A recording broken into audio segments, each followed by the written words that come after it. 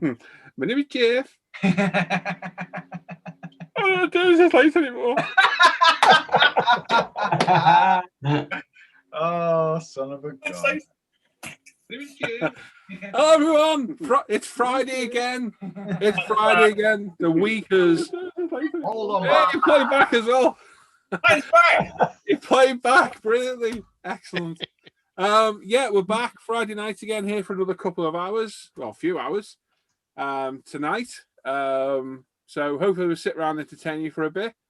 And Let me. Oh, sorry. Anyway, yeah. So the week's just it's just rolled on by, hasn't it? Yep. It really has. It's rolled on by. We've had laughs. We've had tears, haven't we? We've Monday, Tuesday, Wednesday, Thursday, and that's Friday. Yeah, the Fonz loved it. He loved it. We've had Sandergate. Had it. But yeah, we're here tonight. I was going to say we've got our usual show, but we haven't because Tim shit out and not done any slides. we haven't got any new purchases this week, so that'll be back in 2 weeks now because Dan's section's next week. So Tim's going to make an extra special what's coming out soon. Aren't you, Tim? It's going to be a bumper. Tim said about 100 slides. Yeah, easily. So fair play to Tim. I mean, that's dedication, isn't it? What you need in life, isn't it? It is. And he said to make sure we get the maximum exposure, do about 11:30.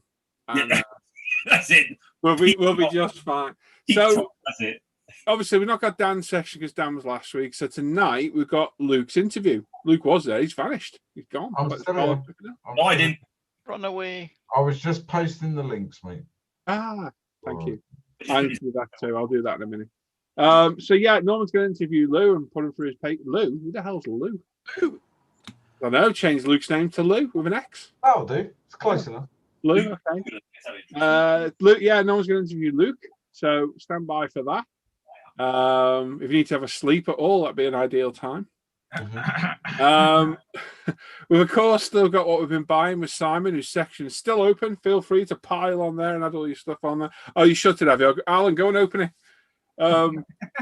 He went for the master as well.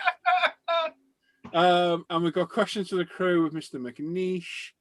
And of course, we've got a £20 giveaway, £20 UP gift voucher giveaway to do randomly through the night at some time. So, yes, action packed. I say that in the loosest of terms, but it is. Tonight we've got Jim, who's shown us his armpit. We've got me. We got Alan. We got Dan, who looks. If you look at Dan quick, it looks like a very. It looks like Ice Cube if you look at him very quick, doesn't it? It's the curly hair at the back. Yeah, he's reminding me a little bit of Andreas as well. He's not that ugly. Speaking of which, where's your midlife crisis hat? I don't wear it all the time. I like to try and I flip between the pair of. I'm before midlife and just getting into midlife crisis. So you're midlife. That's it, midlife. Yeah. When's the shell suit coming back, Tim? When they start extending it to the belly. Andreas, wipe twice. Yeah. We got Simon as well. He's looking very dapper tonight with his newish haircut. The hair there? Yeah, that's squeaking. We've got Luke as well. Sexy as ever. We've got old Studley Al McNeish. Hey. We've got Tim. We've got Norman. And Kojak on the end there is with us as well. Who loves you, baby? Two of them? Mind you, is that 1.5 really? Yes. That's 2. There we go. Are you okay, Sam? Fine. Yeah. In Sam's code, that means no. And stop asking me. Yeah. Leave me alone. Piss off. That's what that means. So yeah, if you're in the chat, say hello. If you're new to the feed, let us know where you're from, what your real name is. And yeah, you got any questions, pop them in there. We'll try and save them for our section later on. And that is it. I've got a banging headache tonight, so I'm going to do some modelling because I can't stare at that screen all night because it will cripple me. Absolutely cripple me. So I'm in the background tonight. These guys are not in charge at all. Honestly, though, that's a pick one of you to trust. Yeah, I'm going to say that could be just like an eeny, meeny, miny, mo. It'd be Simon, Jim, and Al. I mean, Al's the obvious one. Norman's on the short list, not literally. But Norman goes AWOL every now and then. He's not always there. So that's when these all start mucking around then. I'd say Mr. McNeish is probably the safest one out of us all. Well, he knows how to shout it like I do because he likes Exactly. moaning. He likes moaning like I do. So And he's good at it. he's very good at it. Very good. Plenty practice. So yeah, if you're in the chat, say hello, and we'll talk to you as the night goes by. So who wants to read the chat? Luke, you up for doing it? Yes, mate. Thank you, mate. Yeah. I can't read. So, first in tonight is Brian Wimwell saying evening all. Hello. Darren Masters is with us saying evening all. Simon Shorey saying evening peeps. Alan Parker evening all. Sean White, good evening all. Paul Christopher evening all. There's a theme here. Norman Dennison is saying good evening fellow sprue fiddlers, your weekend starts here. Brandon Drescher is with us saying evening guys, hope you're all well. Hello, Brandon. Friday again, isn't it just? Claire saying good Rolls evening by, doesn't it? modelers. John Huston is saying good evening all.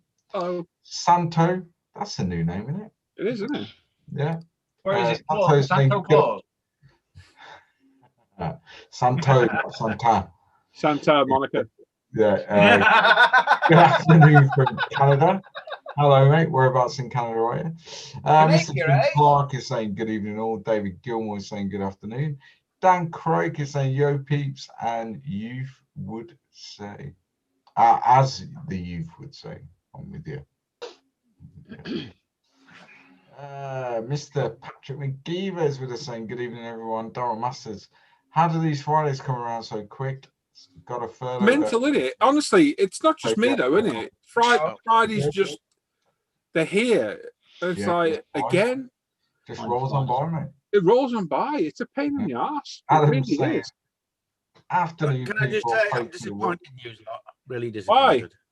Why? Because I come in and straight away and give a thumbs up, and there's only one thumbs up on the whole page. I've got my thumb up. Ah. 4. There's 29 on my page. Yeah, it's 29 there, Norm. Not you're about. 31 on one. Mental, isn't Need it? to refresh, Honestly, mate. It's not just me though, isn't it? Friday's Just just. wait. I don't know who that. I don't know who that was playing back. Definitely wasn't me. Yeah, I was wrong. I was I can wrong. hear it. Anyway, Richie Lamb saying good evening, guys. Hey, Mika saying good evening all. Leighton Hughes saying good evening all. Darren Massad, I was looking forward to Tim's spellings on the intro card. Stand by, he's going to do it. I was going to say, don't worry. Tim's got speaking parts to do tonight, so yeah. Well, they're very limited and well restrained. But he's Oh. got- Very scripted. Yeah. Kelly's saying hello all. Hello, Kelly. Hope you. Hold on. I'm going to rephrase that. Hope your DIY is going well and your cave's coming together. Oh, hang on. Yes, Look I along. rephrased it. Toe poked a porg into the cave, eh, Tim? Hey. No, never. Hang on, what the hell is that in your hand? Oh my God! What the? That's an Australia. Tim, you've been to Tesco's today, haven't you? Wow. Somebody's bought him back a comedy bottle opener from Spain or the Canaries. Yeah. Mallorca, told you. But Tim, Yeah. Tim, have you been to Tesco's today? No, didn't go Tesco's, didn't even go Asda, but I there's some Corona sitting in the car that I needed to get put in the fridge, but I've forgotten. So I've got a couple of these, and I've got some more of this and some Methylated spirits. yeah, methylated spirits. I've got some Pims here. For anyone that likes Australia, they're on special at Tesco. Tell you what, Tim, if you got caught by the old bill with that, you get done with an offensive weapon. Yeah. It is quite offensive, isn't it? Well, it's a weapon as well, isn't it? Oh, it's proper weapon that. I mean, yeah, you can get a right grip of it, and Yeah. Oh, well, you're used to that, aren't you? Timothy, you are not painting yourself in any favourable light, boy. All right, thanks. Yari T is saying hi all. Paul Savage saying hi all. Mr. Almond Niche is there saying evening, folks. Bob the Fish is saying what's up, peeps. And the Andreas is there. It would join, but I'm sitting on the toilet. Well, I remember Norman. Yeah. Philip Ramscar donated his 20 quid last week to Models for Heroes. Oh, Very kind of you, Philip. Thank you, mate. Yep, cheers, mate. I'm out in the book. In the book. in the view. Have a look in the book while you cook. I get it. The Dan Cave, Mr. Dan Craig, is saying free like from my alter ego. Nice. The Andreas is saying he's having a poo. Nice. Good to share. Nice. Paul Morgan saying howdy all from sunny Elgin in the Highlands of Scotland. Is it sunny? Go. Was there earlier on today? Is it sunny? It was. Oh, the fog was rolling down the hill. Blue sky. I was just thinking of Andreas sitting on the toilet. I've missed his toilet shots. Do you know what? I've not. Have you not?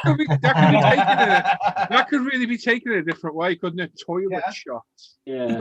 Absolutely. Phillips, is that Bob the Fish? Yeah. Right. Yeah, John Howell saying good evening to everyone. Tom McMillan saying evening, everybody. Andreas, he's looking like a chore. Not sure what that means. John Stoney saying evening one all. Have a good one. Model on. Evening, John. Hope you're doing well, mate. Some bloke called Black Rifle Model Works is saying evening, folks. I've heard he's a gimp, you know. Oh. He is. I only wears a gimp suit.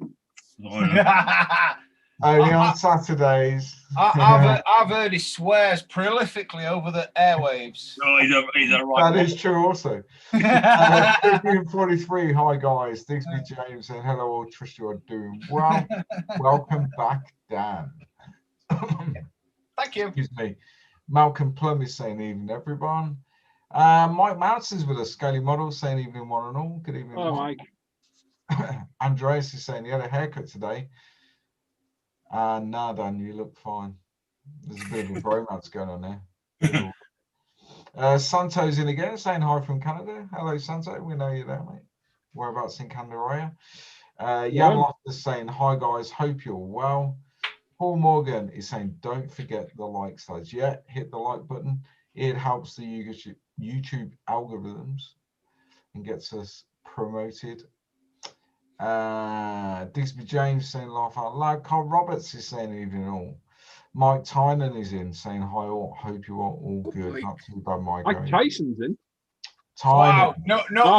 Nobody offend him. He'll bite your ear off. I just want to quickly point out, did you say Santa is in the chat a minute ago? Yes, that's exactly what he said, Timothy. Santa, exactly. He put, Santa put, ho, ho, ho. He's quiet this time of year. Yeah, he's looking for live streams to follow. Dwight is saying hello all. Oh dear. LM, my favourite Scotsman. Shout out to you, El. Mr. McNeish. And King Dan is there saying yo beeps. Steve is saying good evening one and all. Williams Model Garage. Hi everyone. Hope you all had a great week. And hope you all have a great weekend. Gary Pash is there saying don't put Simon in charge. He's such a job's worth. Yeah. That's quite a good point. It's quite a good point. Yeah. Jeff Light is saying at least I participate, Gary. At least I Hey, participate. I tell you now though, Sam would have done the slides. Yeah, shots fired. Shots fired. Jeff Light is saying a very good evening, everyone. Craig Hello is saying evening sprue glue sniffers. Stuart Scale Models, hello, got a week off, but in the midst of having a pre-assessment at the hospital for a hernia up. I'm Uncle John's funeral on Thursday. He was an avid aircraft modeler. Sorry to hear that, John. Sorry about that, John. I didn't. Yeah. All right, John. Sean Brader, echo. I can hear it. Mark H saying hi all. David Marsola is saying hello from Florida. Hello, David. Sean Brader saying evening all. Kelly's saying thanks, Luke. Putting a plywood subfloor down for the vinyl floor. Ooh, vinyl. Posh. Yeah. I Good evening, everyone. Evening, Tony. And Hugh Valley's with us saying good evening, everybody. Gianluigi saying good evening all from Dublin. Weather's changing. Fingers crossed. Lots of 172 German infantry to sand today, Luke. I have the Colonial Marines waiting for the 17th to buy the Citadel paint and Ultramarines. Nice. Nice. Don't buy Ultramarines though, mate. No. Go Space Wolves. Ian Darthwaite, evening everyone. Good evening, Ian. Hope you're well, mate. Simon Brown, evening all. Mac Tyson is saying hi, Luke. Hi, folks. Hello, mate. Antti Pagela, good evening. Edmund Steinberg is saying good evening, everyone. Steve Partridge, good evening, everyone. Just pops and Cellos still at work. And David Bennett is saying evening all. It's Friday Night Live. It certainly is. Rolls on by. Matt 58 is saying, what's up, Paul, crew, and everyone watching? Stuart Scale Models, thanks, guys. He lived to the good old age of 90, bless him. That's a good innings, mate. Nothing wrong with that. Andreas is saying deck chair, and we are ready there. Hey. Brilliant. Well done, Luke. Right, this is done. Good night, everyone. Bye. Bye. Paul, I'm just going to send some crack over to you. You'll like this. Hey. Yep, just send some crack over. How do I make this more? Take it. This is something I should hide from a camera. No, yeah, I think it's perfectly acceptable to be seen by the masses. No, it's not. If Timothy went, no, it's not. We all know Timothy. You haven't been on here for a while, so I can't remember how things. New message from Facebook user. Ooh, I wonder who's messaging me. Oh. Looks not about a bloody F-14 afterburner, you'll be all right. Oh, yeah. Tim's just had a flashback there, didn't he? Yeah, just forgot about that. Won't be looking. The other day. There we go. Dipping. Don't know. Send your socky machine. There you go. Yeah, I'll send you the crack over.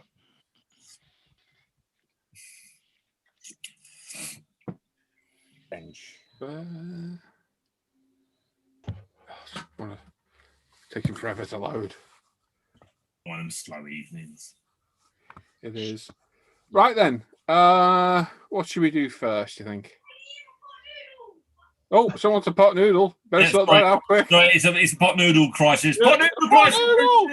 Pot noodle. It better be a beef and tomato one, otherwise you're in trouble, Timothy. Never mind that. They can treat themselves tonight. They can treat themselves tonight. They can have water in it. Next week they can have it warm.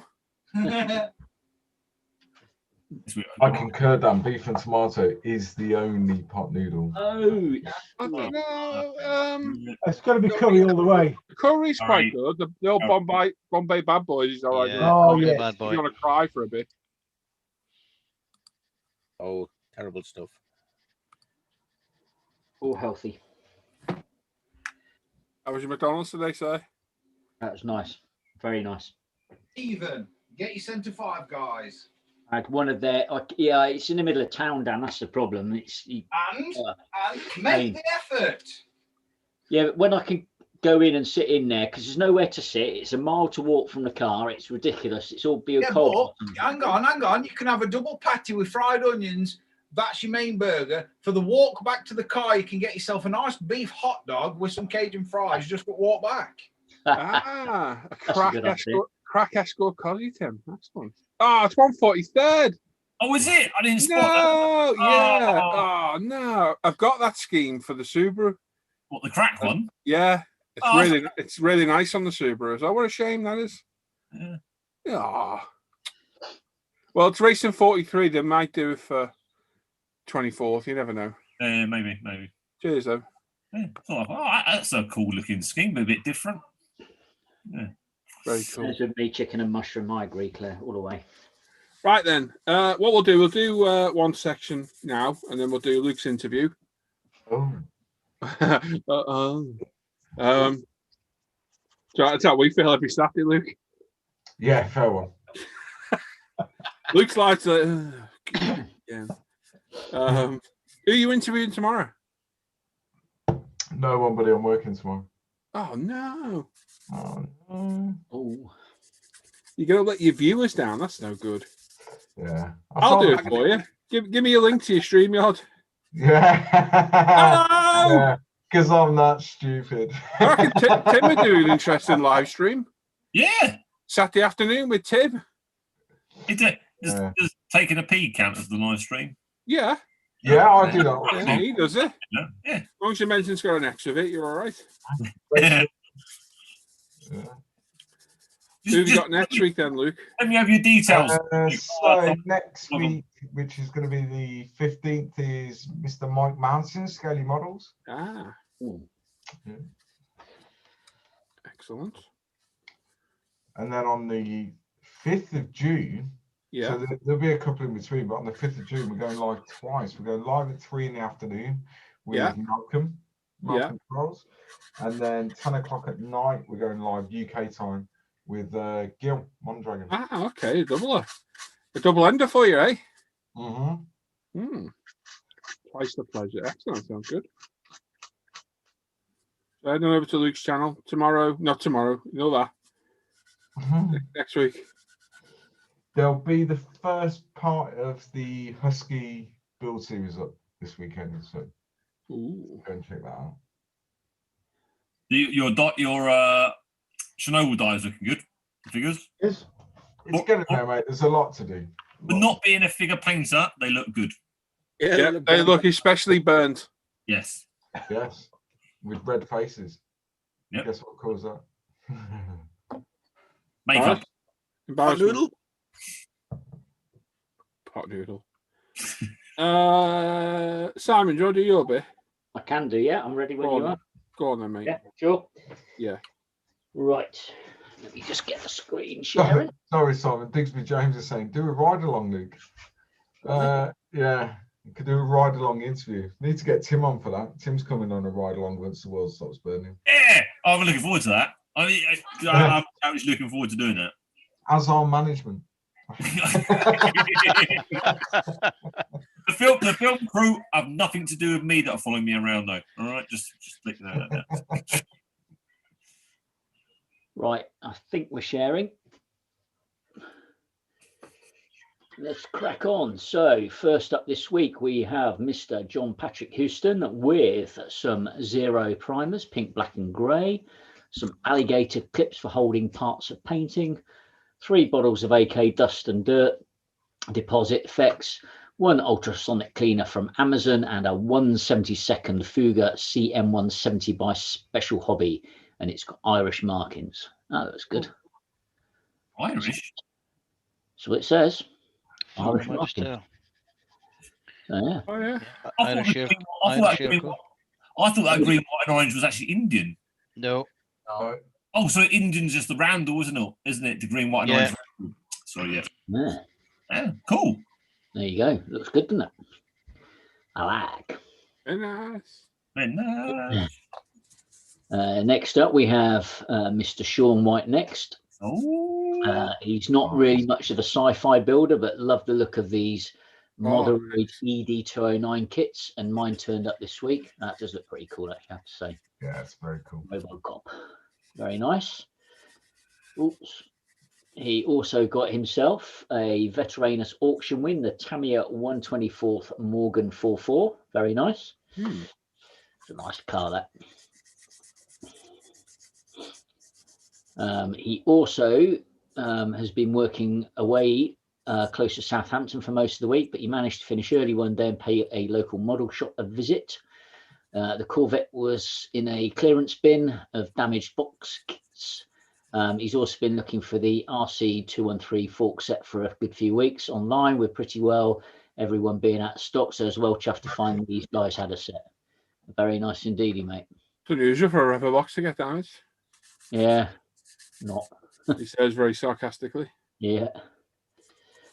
He also managed to pick up some supplies, which he's been struggling to get for a good few weeks. Some Mr. Surfs of 1500 in black and white, and some bare metal chrome foil, and also picked up some Tamiya paints too. Very nice indeedy.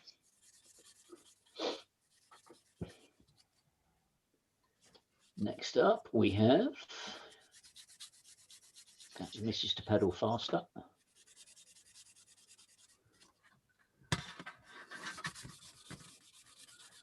Can't hear my sanding, can you? Yeah, You can. you won't now. Right, next up we have Mr. Chris Pilling, who only got a small decal order from Spot Model this week, preparing for a few future builds. Have a good weekend, everyone. Some 7-Ups, JPS, and various spark plugs and electricals and banking sponsor decals. Very nice indeed. Cool. Those generic ones. Yeah, they look it. Although the John Player look as if they could be for one of the Lotuses, I'm guessing. Next up, we have Michael Benjamin Mitchell, who got himself a 1/700th scale Flyhawk SMS Lutzow Special Edition kit with bonus 1/700 scale G37 torpedo kit. It's actually the size of a destroyer. Probably order some aftermarket gun barrels and a wood deck for this kit. That's nice. That's pretty good. 1/700 shouldn't be too big either, should it? I'm guessing. No, not really. Michael also picked up a Mini Art T 60 Soviet Scout tank in 1/35th as well. Very detailed kit out of the box with full interior. Very nice.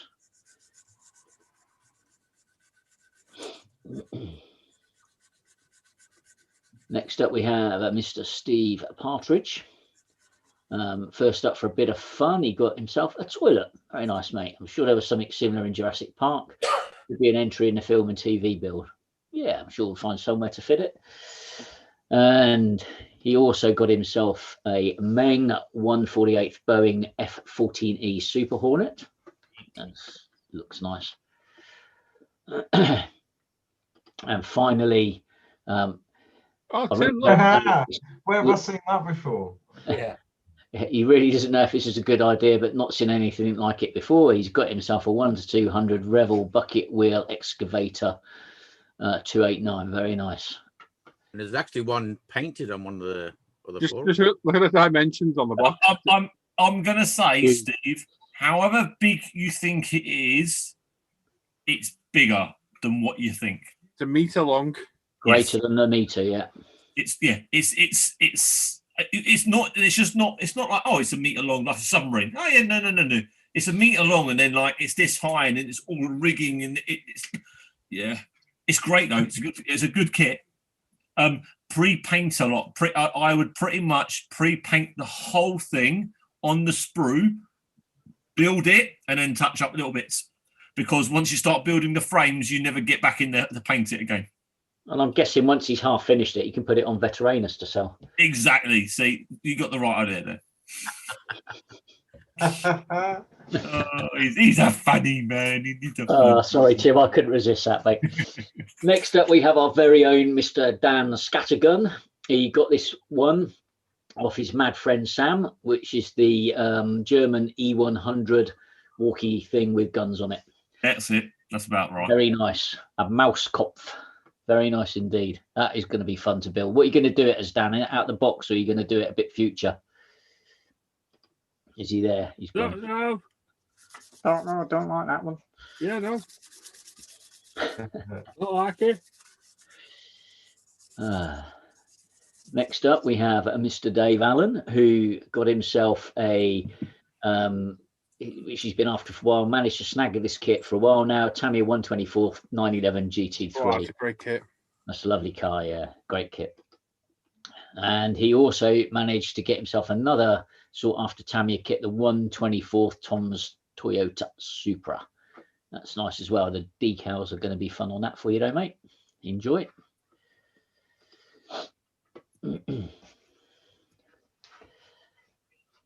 And that's one I've not seen any aftermarkets for, I have to say.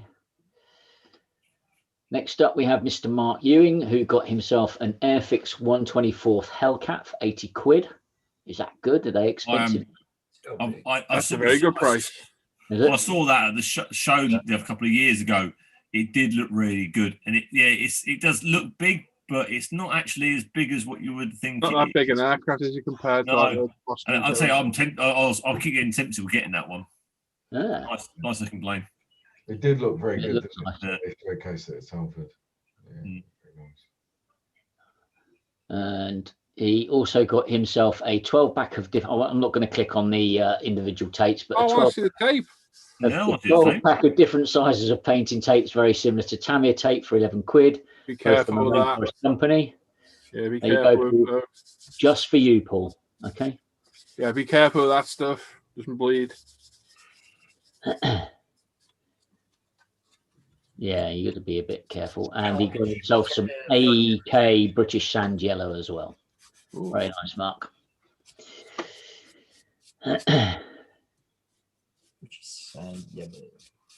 And when this eventually loads, next up we have Mr. Yuval Singer, who got himself some Ammo MIG satin and ultra matte lucky varnishes.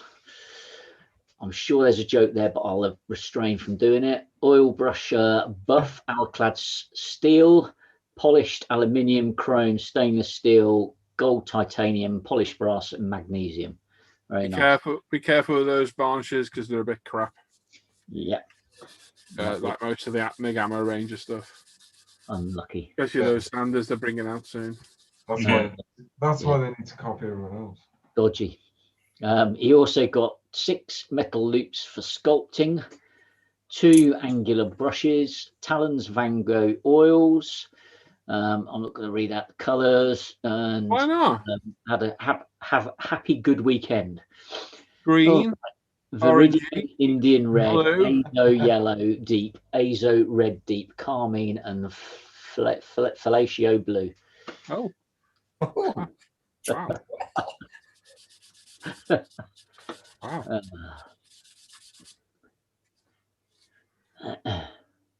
Nice one, Yuval. Nice little haul. Next up, we have Benito. Ben, as he's known to us, he got himself an Airfix 148 C Vixen, which he got at a rather competitive price. Very nice. Nice kit that, isn't it? Looks good, yeah. I Looks like wanted a to nice try and subject get hold as of well. one of those, but they're just too expensive when they're coming up at the moment. They're going for like 55, 60 quid at the moment. It's just too much. He also got himself an ICM German Life Tractor Rheinmetall in 135th, an Nice. odd but interesting piece of armour. It looks a bit sort of back to front, doesn't it? Yeah, it's a weird one. Yeah. It's a pre-war.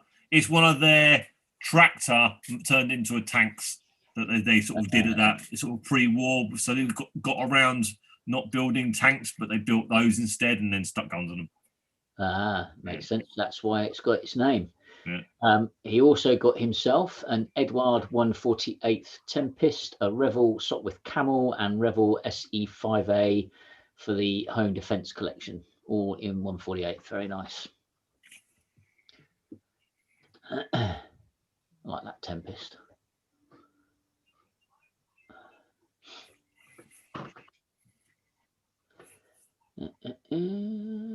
Oh, hang on. Did I miss some of Ben's there?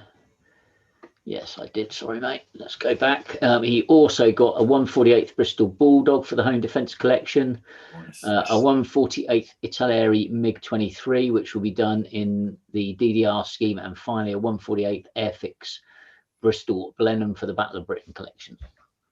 Love the Blenheim. A lot of collections going on there. Great looking plane, Blenheim. Yeah, just look nice.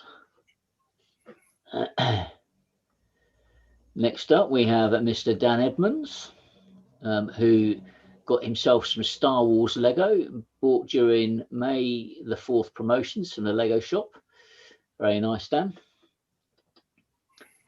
He got himself a lighting kit for the Lego NASA Space Shuttle Discovery. That's cool.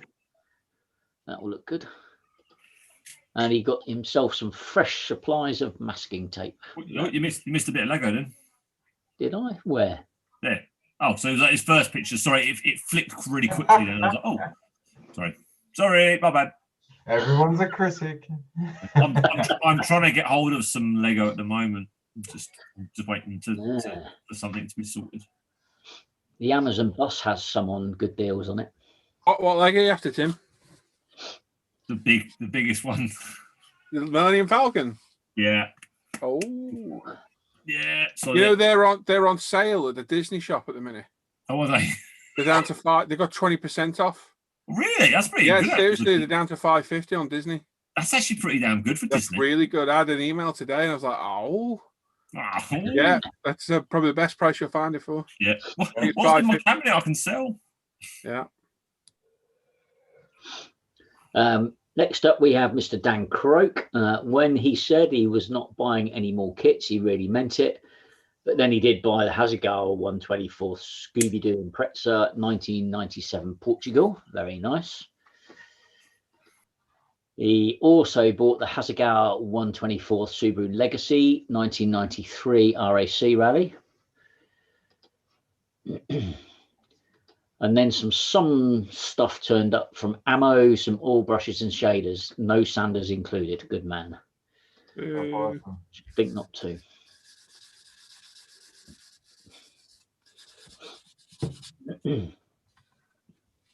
Oh, that's Scooby-Doo.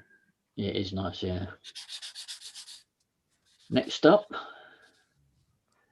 we have Mr. Steiner Model Bow for his new project, Tiger One from Zvezda in 135th, plus needed add-ons to build a Tiger One Aus H2.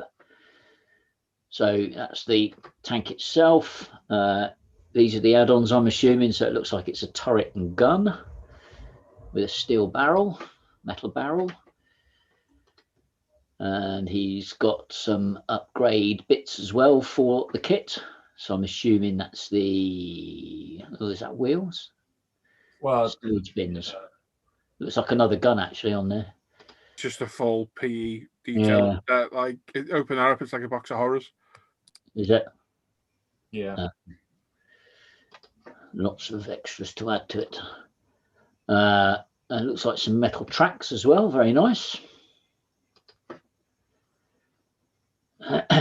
You got some Bosch lamps in 135th. The one on the Zvezda, the ones on the Zvezda are not nice. Not nice.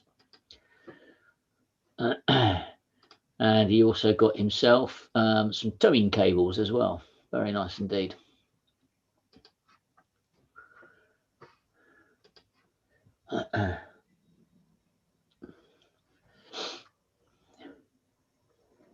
Next up, we have our very own Mr. Luke Carswell. So he got himself a 72nd haul this week. First up is the Model Collect Scud Launcher, which will be his entry into the 72nd group build. Oh, that's good. Is it 72nd group build? There is. Someone needs to plug that very quickly. There is a 72nd group build over on the International Scale Modeler group build page on Facebook. You can build anything you want as long as it is 72nd scale. I've got a car in 24th. Can I build that? Yes. Yeah. Thanks, Al. Cheers. Not a problem. I'm in. Into 4. Hang on. Is that right? 4. Yeah. Next up for Luke, we have, thanks to the madman that is Sam McCord, the IBG Diamond T Wrecker in 172nd. Very nice. That looks good, actually. Yeah, it looks nice. Is there a 135th version of that? Yeah. Okay. Bronco, is it Bronco to do it? And again, thanks to Sam, the hobby boss Panzer Kampfwagen 4 Aust F. Very nice.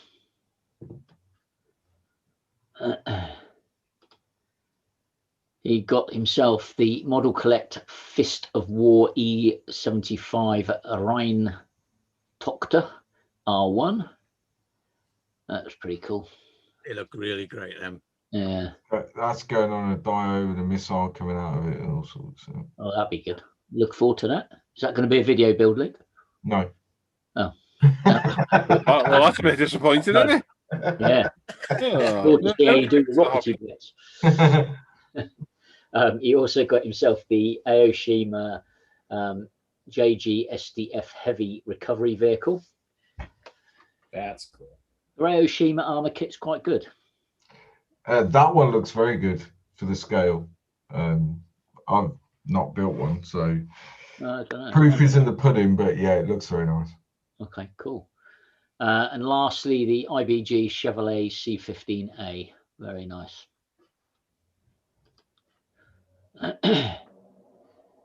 You're going to do dies with all of those or just the rocket launcher? No, just the fistable one, mate. I might put the Scud launcher on a base, but it won't be a dio. Yeah. You seem to like your dies at the moment. Yeah? Next up, we have Mr. Hugh Gordon, who got some odds and sods this week. First up is the 148th Academy F111F. An old kit, not much going on, but bought cheap. He also picked up the Academy 148th Catalina, which was under 20 That'll quid. be a bodybuilding. Yeah, I like that. Yeah, that's good. I think that's maybe a good kit. I think that one in 72nd, isn't it? Yep. Bit different. Yes. He also got the last of the basket baking kit this week is the Rebel 148 Spirit of St. Louis. Very nice. St. Lou. Yes. No, Louis, Tim. St. Louis. There's no E. I know. When you're getting spell checked by Tim, it's not good. Actually, little Tommy told me what it was. Yeah. It is Tommy, isn't it? Hey, His name is Tommy. well, this one. Yeah. This is Aaron. Aaron, Oh, baby. who the hell's Tommy then? The dad. Tommy's Trisha's son. His dad. Oh, Tom. Yeah. Even I know him. Shut up, you. You Sure. didn't know Spirit of St. Louis. Louis.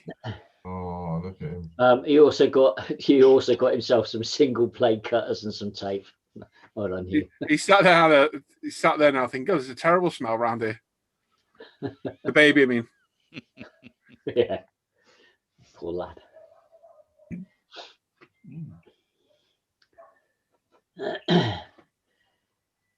Next up, we have our very own Mr. Paul Bertland, who got himself a very nice 1/16 Ferrari from Fujimi.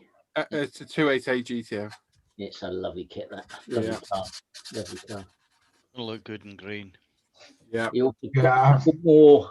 That's car- surprising. I thought you said it looked good in grey. Yeah. Ooh, Oh, green.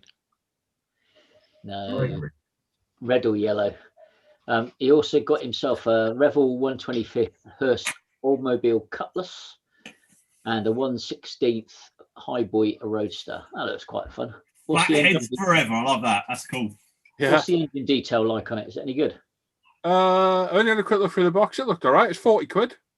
No, that's all right. Not going to moan at that. I've read reviews on it. Everyone said it built up really well. No, that's all right. So I thought I'm not going to knock that back. Yeah, 40 quid. Well, as it builds well, and it's an interesting one for the channel builds, isn't it? Yep, It'll be exactly. Yeah. Exactly. Also, I'm assuming these were made a 4th. No, they were May the 6th. Oh, sorry, mate. From Amazon. Cool. That They're Pure nice. I Droid, like really cool. that. Droid's good and Darth Vader. Yeah. I like. Yeah. I like And the the Scout droid. Trooper's good too. They're all good actually. Trooper and the droid, definitely. Yeah. Oh, I'm it's never a Darth Vader. massive fan of Vader myself. Oh, No. yeah. Overhyped. Yeah, no, the Vader. Yeah, I like the droid's the favorite. That looks really good. Yeah. And a small stock up of Ultimate Modeling Products sanders and some lacquer paints, all from umpretail.com. Original Sanders. The So- original ones, yeah. There are painted to shape right there, and our thinnies, which are also are, well, they're not painted to, but there are shaped that have been ripped off by some unscrupulous person. I nearly dropped an F-bomb then and said none of that Yeah. effing fake stuff, but I didn't. Good man, well done. Well restrained. Oh, Made in the UK, aren't you? oh, Proudly made in the UK. Really? We are in the process of getting stickers made up to proudly display on all of our own manufactured products. Oh. good. A good idea. And I think we're getting USA ones for the airbrush and the primer. Yeah. Ooh, Well worth it. yeah, Not made in China by the cheapest bidder. no. Mm. And a bunch of Gravity Spain paints for your American cars and a Ferrari by the looks of it in the background. Very nice indeed. Yeah, boy. Is that the Hemi orange, Paul, on the left? Yes, mate. Yeah, okay. I might end up with one of them. I've spotted one. I'm just waiting to try and get it. I think 16 scale one. Oh, yeah, okay. But I think I've got that colour because I'm going to do my what you're building at the moment in it. Oh, the Cobra. Yeah, no, not the Cobra, the previous one. Sorry. Follow the box art on it. I like the orange and black combo. The Camaro, yeah. Challenger. That's the one. We'll get there in the end. Hey, eventually, Just if on. you're lucky. Hello. Oh, We have Mr. Jim Clark. Crazy Dave Marzola sold him some hard to find kits for a crazy good price. Many thanks, Dave. The decal sheet from Bullseye Model Aviation will be used on both. Looks like two Skyhawks from Hasegawa. Yeah. What scale are those, Jim? I couldn't see the scale on them, mate. They are 48. 48. Very nice. I'm following Paul's lead by not putting any kit details in. So well, you're in here. You don't need to, mate. You can give a live commentary, can't you? Yeah. True. Look at it. But at You least could Paul, even, you don't need to call Dave Carsey either. It's a bit mean. I didn't. I called him yeah. Carsey. Just saw Like that. cars he is. Yeah, but I was going to say, but Paul took pictures with the scales on the boxes so I could see. Ah, I see. I didn't. The Fujibi one doesn't actually, Simon. You just guessed right. I knew what it was, yeah. Yeah. To be fair, yeah. Yeah. So you're wrong.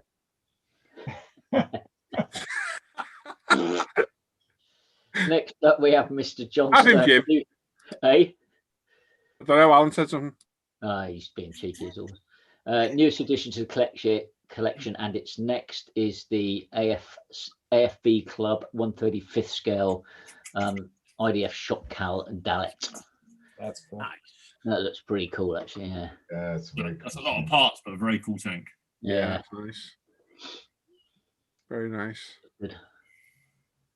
With battering ram as well. Next up, we have Dave Hardy, who got himself a couple of older kits, Airfix's 172nd TSR2 and the Halifax B111. Zoomies. Nice. I like that Halifax. That looks good. Yeah, cool old plane. Two tries Yeah. to put it together. Yeah, I can imagine. It looks just like the picture on the box. What? I'm just saying that TSR2 is one of those in Cosford, isn't there? Full size one. Yeah, there is. One. When you say full size, you mean real? Yeah. Yeah. Yeah, that's the only one, Alan. The rest of them got crushed up, unfortunately. Next up, we have our very own Mr. Alan Parker, who didn't get much this week, but he got himself some an Alpha circle cutter. Very nice indeed. Rotary That's cutter. not a circle cutter, technically. Yeah, and That's a rotary cutter, Simon. Yeah, I did say that. I did correct myself. And some Mr. Finishing Surfacer 1500 black. Very nice.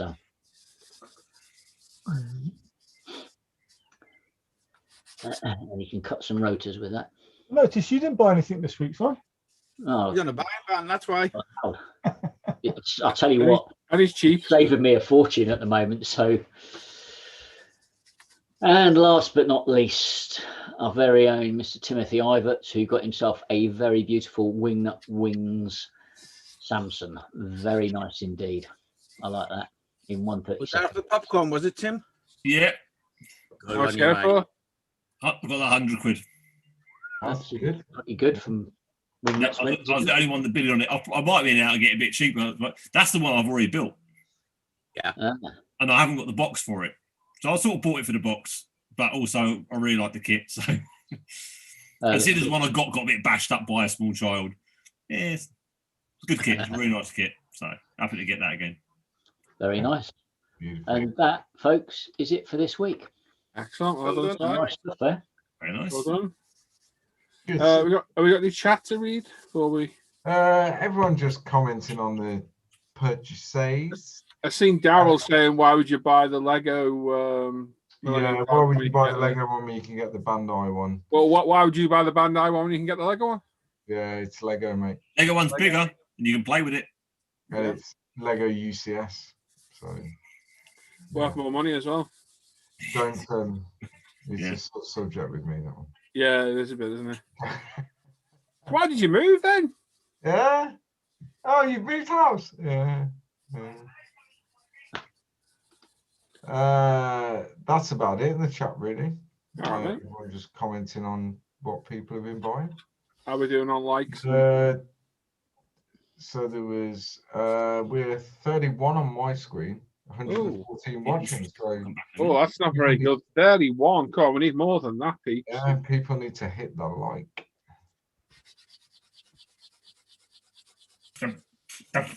Maybe says give us the thumbs up. Oh, he's like, look at the baby looking around. Look at the baby looking around, thinking, look at all that crap that's never going to get used. Wow, there's loads of it. Look at all that. There's a lot of dust on them paint bottles, and they all look sealed. Oh, poor little love. Thanks, Aaron. That was saying you don't paint Lego though, do you? No, you don't. You don't. You can if you want to, but it's a bit weird. Yeah, not everyone paints the Bandai stuff, Daryl. It's jumped up to 70 on my screen. I don't know what's going on. I think YouTube. I'm like 70 as well, mate. Yeah, what's I haven't refreshed in a while. Yeah, I think YouTube's playing a little bit. Is it? My baby, not for you. Master Toy Maker, I missed something. Is Tim still reproducing, or did he steal that? It's an immaculate conception. Indeed.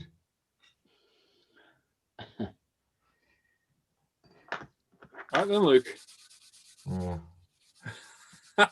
I can hear the enthusiasm. It's oozing out of it, yeah. Oh, God, so we had the bad enough Friday as it is.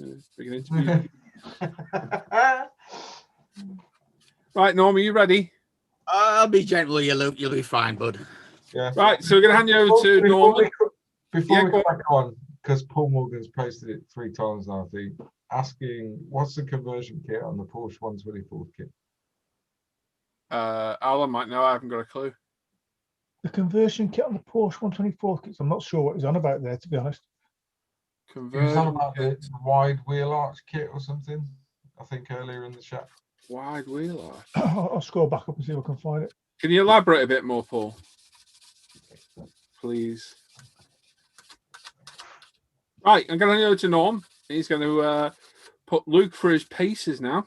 And he's the only one of the live crew who's not been interviewed. So he kept quiet about that as well. He kept very quiet. So if you've got any questions for Luke, stick them in the chat and someone will make a note of them.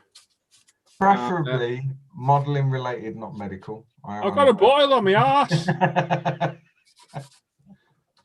Yeah, you got any questions for Luke? Pop them in the chat. We'll get to them as we go. So over to you, Norman. In fact, let's hang on. Come on, spotlight. Oh, don't do that. Got you do it. You do that. I think, can I do Norman as well? Thanks for radio. Let's see if we can do you both on screen at the same time. That sounds really bad saying that. Not repeating that. They're going to do you both on screen. Anyway, sounds like a casting couch. Nice. Yes, go on, Norm. Right, we'll start with the age-old question, my friend. What first got you interested in modern building, and at what age? So I think, like most people, probably the age of 8, 9, 10, I messed around with building Airfix kits. There was a shop, a modelling shop, literally about, I don't know, 30 minutes walk from where we lived at the time. And you get your pocket money on a Friday, and then Saturday you go to the modelling shop and buy the cheap kits and everything else. Sadly, that shop didn't last much into my teens, really. It closed down. I think the guy died and no one wanted to take it over, and it closed. and that killed it really. So yeah, probably about 8, 9. Briefly bodged it together, as we all did. Yeah, so that's my first memories of modeling, really. Where did you use the old tube glue and Yeah, one paintbrush? Tube glue, Humbrol enamels in the little metal tin with a screwdriver to take the lid off that I stole out my dad's garage, and then just a cheap brush and paint it. And yeah, it wasn't. There was no finesse involved, that's for sure. What was your sort of feelings when you were building it? Was it like excitement or anticipation, or was it a bit nervous? Yeah, it was just I had a best mate at junior school, and we both kind of built together. So we'd buy the same kit and we'd paint it together and all that stuff. And it was just it was a social thing rather than a modeling thing, really. Because at that time, because I'm a man of a certain age, there were no video games, there were no, no one had a computer at home, no one did any of that stuff. And it was just something for us to do. And then we'd just kind of smash the planes in together in some sort of battle, break them to bits, and then we'd wait for our pocket money the next week and we'd go get something else. Yeah, and that's just what it was. Well, they're predominantly silver painted, because most of mine were when I was a youngster. Yeah, silver made it go faster, didn't it? So that's why we painted everything silver. Yeah, but yeah, it's fun memories though. Fun memories of that. Yeah. Like I said, was it like I said? Did you do probably like Airfix? Did you see the other range like Maxbox? When Maxbox first came out, I was like, I think probably. Trying to look back, I think probably the first kit I built was a Matchbox kit. And I think it was a Lysander. I think. Classic. And now you almost, I mean, you can find them, but they're expensive now. In the original box, and they're probably what 1970s kits, I suppose.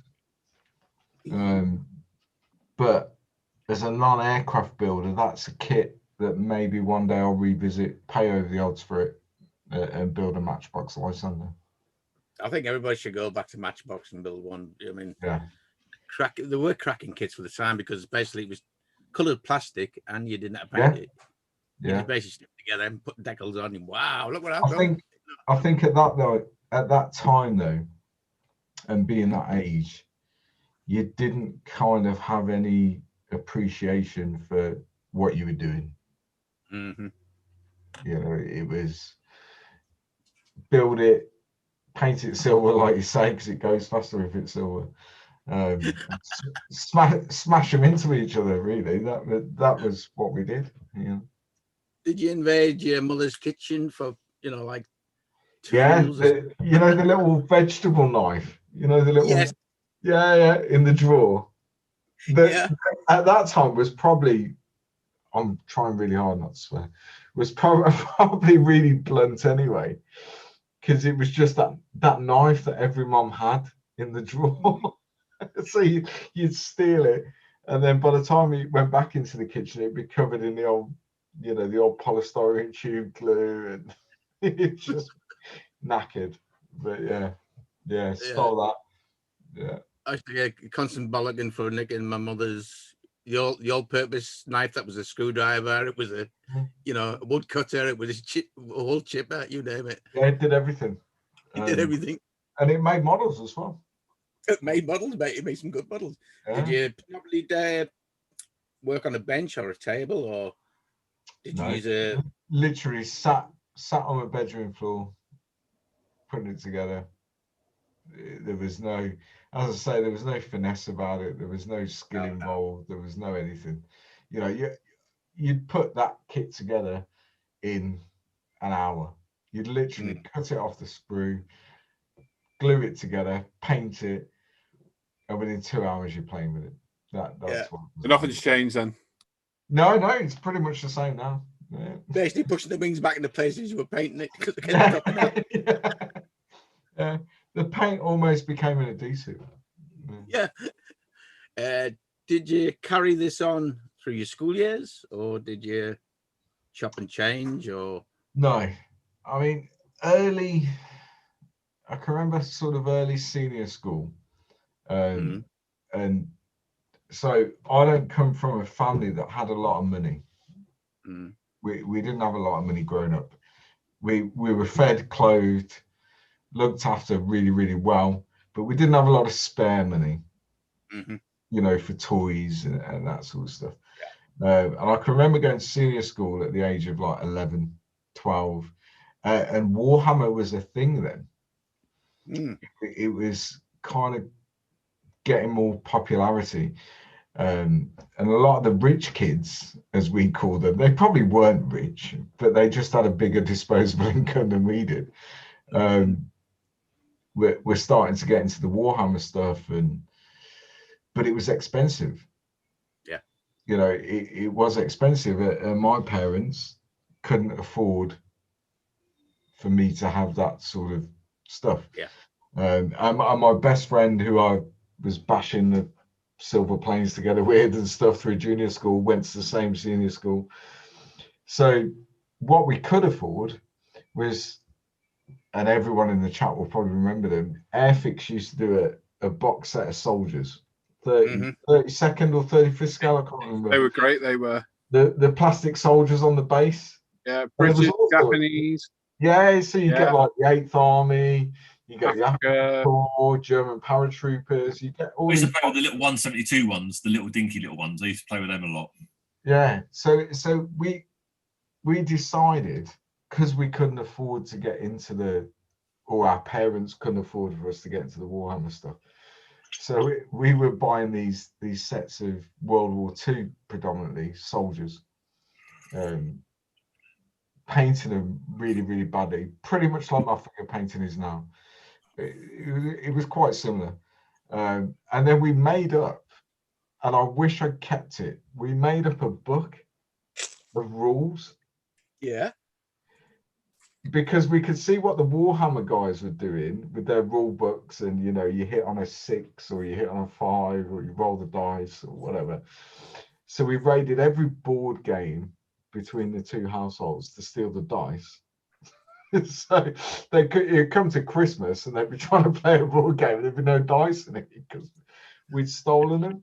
And we just hand wrote these rules about, you know, a German paratrooper can hit on a 4 at this range, and a British infantry soldier can hit on a 6 at this rate. And we just made up this complete rubbish set of rules.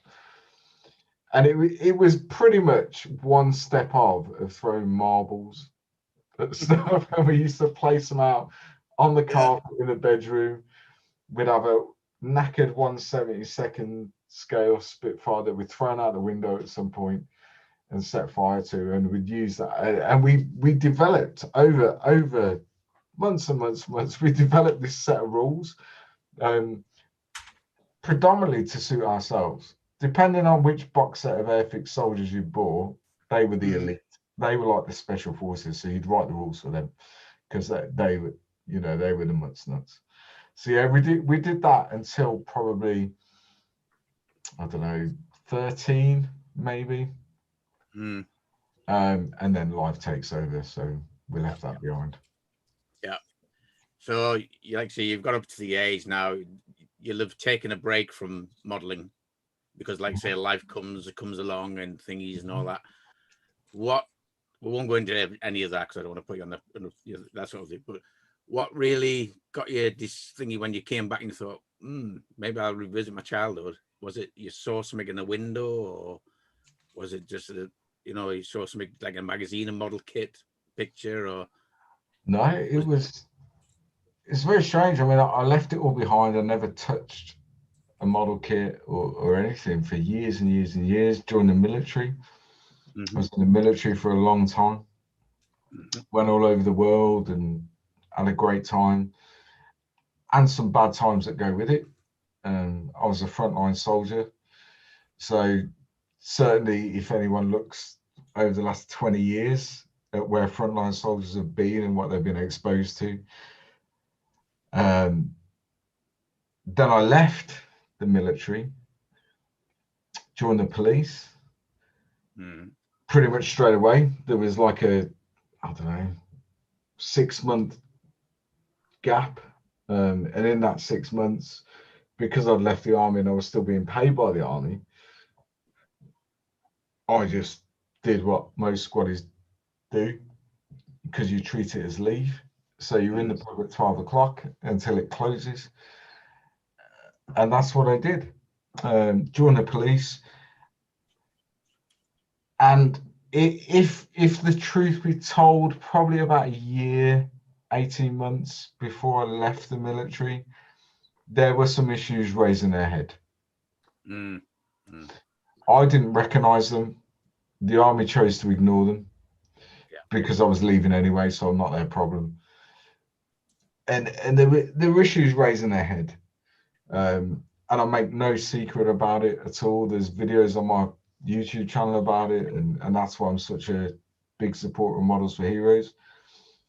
So I left the military, joined the police, no interest in modeling at all. And then probably about a year after I've been in the police, these issues started to really raise their head. And it was a big problem for me. And I wasn't very well. And I used to do anything I could to occupy my mind. Now, I reverted back to military stuff. So I was exercising ridiculous amounts, you know, which exercise is good, but to a level. Because then it becomes harmful. And that's what I was doing. And I was bored one day and I went into hobbycraft. So for those guys that don't know that are outside the UK, hobbycraft is like a hobby lobby. It's like it does every sort of hobby, craft and all that stuff. And I was just bored one day and I was in a retail park walking around. I went into hobbycraft and it was when Airfix, I think they'd recently released their 48 scale Operic range. I was just walking around and there was this 48 scale Airfix kit of a Snatch Land Rover. I was like, I've operated on that vehicle. Play with the real It's thing. maybe something that will keep me out the pub and getting into trouble. So I bought it, I don't know how much it was, 15, 20 quid.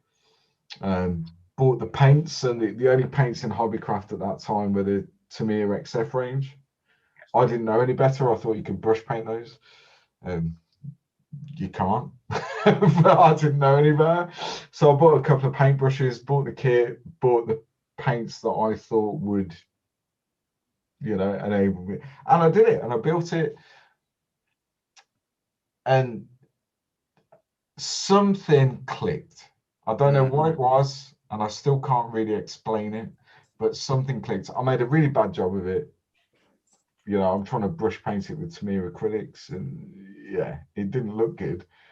But what it did was capture my interest, and it captured my mind, and it took me away from all the other stuff that was going on in the real world.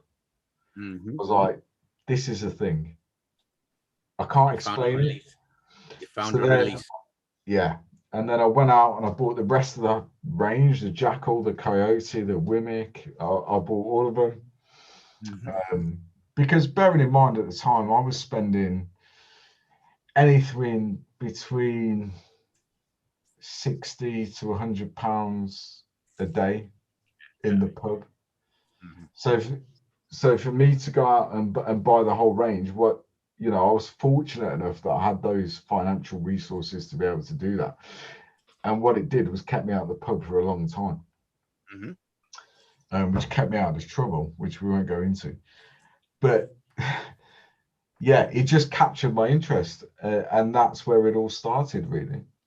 That's where I got back into it. And did you find when you came back to it, there's been a massive change in the hobby from when we first did it as children?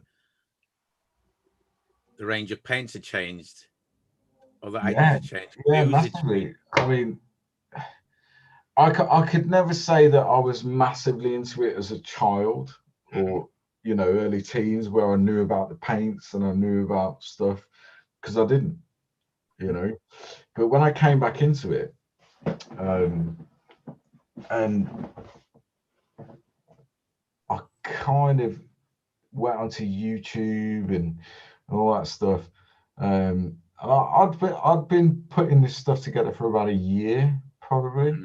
And then I found something on YouTube, and it was a 48-hour group build. And it was Gil Mondragon that was running it. And ISM were part of that, and Paul was part of that. So I watched that all weekend. I watched the whole thing. And that's where the kind of penny dropped and went, there's a lot of people out there doing this stuff, and they're good at it. And that's where the whole internet thing came in for me, is that I found that 48-hour group build, and then I joined ISM and all that stuff. And that's where it sort of stemmed from with the internet. And then as soon as you open that floodgate, you start to learn. You start to learn, and you don't have to struggle with Tamiya paints trying to brush paint them. There's a whole new world out there. And that's where it all started, and that's where my limited knowledge began, I think. Limited, you've expanded greatly, mate. Yeah. Like I say, you've now gone back to the hobby. You found the release you were looking for, because a lot of guys, we will come into that a little bit later, a lot of guys actually use it. I mean, my main thing is it's a time waster, because when you're sitting alone and you've got nothing, you know, I'm not a TV buff. I don't watch TV. I listen to the radio, but this is a massive time waster. Yeah. It passes what I need, because if I don't, I just, you know, everything starts daunting on you. So I use it like yourself as a release. Many of the guys do. Doing it that way, is that, like I say, is this your escape route, as we said, from reality? Is this your, I class it as my time. I do my family business during the day and all that, but on the evening, I like my time, and I need it. It's not something I want to do, it's something that I actually need. And I think a lot of people do it that way as well. I mean, I when I left the military, like I said, in the first year, 18 months, I wasn't in a good place at all.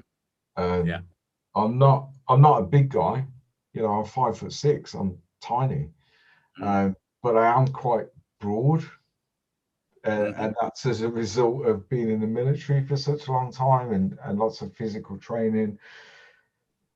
When I first left, and over that year, 18 months leaving, I was probably about 8.5 stone, because I wasn't eating properly. I was exercising to such a level that I was burning stuff that I didn't have to burn. I couldn't look at myself in the mirror. I was embarrassed of myself and all that stuff. Now, I've got post-traumatic stress disorder. It's diagnosed. Doctor knows about it. Now I'm unmedicated. I was medicated for a long time. Now I'm not. I couldn't do the job I do now if I was still on that medication. There's just no way they would allow that at all. But it's something that you never cured of. You've always got it. If I didn't do this, then I would be in a bad place. This is like a therapy for me. And we come into criticism occasionally. You're elitist. You've got 5 airbrushes. You've got the top of the range spray booth. You've got the full range of LP paints. You've got the full range of layer and model color. You've got this. You're elitist. That didn't happen overnight. I didn't go out with a check for 15 grand and build this cave. And all the paint and all the equipment and tools, it kind of built up over the years. But if I was spending that on therapy to keep me from as Paul says, twisting people's heads off, I'd have spent a lot more than that. Oh, easy. Well, question. Without a shadow of a doubt. And as I make no secret of it, it's all on my channel. There's videos about it. If I didn't have, or if I hadn't have found this, two things would have happened to me in my early to mid 30s. I'd either be dead or I'd be in prison. No doubt in my mind at all that that's what would have happened. So for me, this isn't it is a hobby, absolutely, but this is a necessity. Yes. And my missus knows if it's been sort of 5-6 days and I haven't had any time at the bench, I end up on a really short fuse and I'm losing my, I was going to swear again, I'm trying really hard not to spend 20 quid. You know, she recognizes it and she's like, why don't you just go and sit in your cave for a couple of hours? And I don't necessarily have to be doing anything. I'll jump in and hang out with you guys, we'll chew the fat, chills me out. And that's why I do it. And that's why I spend the money on it that I do. You know, like I say, I can spend, we all can spend fortunes on it, but it's something that we all do. Any hobby, no matter where you go snorkeling, you buy the snorkeling gear, that's going to run in the thousands. You go this, there, everything's going to cost money. Nothing, no matter what. Well, you know yourself, Norman, you're a cyclist, as am I. So you can be a cyclist, you can go out and spend 100 quid on a bike. The bike and have a great laugh. And have a great time, but then you kind of like it. Yeah. So you want to get a bike that's a little bit better, so you spend 300 quid, and then all of a sudden, years down the line, your bike's worth $2,000, your kit's worth probably half of that. It's a hobby, and you get out what you put in. Yeah.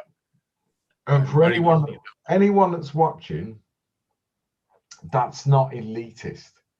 No. I am very fortunate in that I have a disposable income that allows me to do that. The benefits of this hobby you can get from the whole cave, or you can get from going out and spending 5 quid on a 72nd scale Airfix Spitfire and brush painting it. The benefit to you will be the same. Exactly right, mate. Yeah. You don't need all that stuff. It's just that what we choose to invest our money in. And for me, it's the best investment I've ever made, without a shadow of a doubt.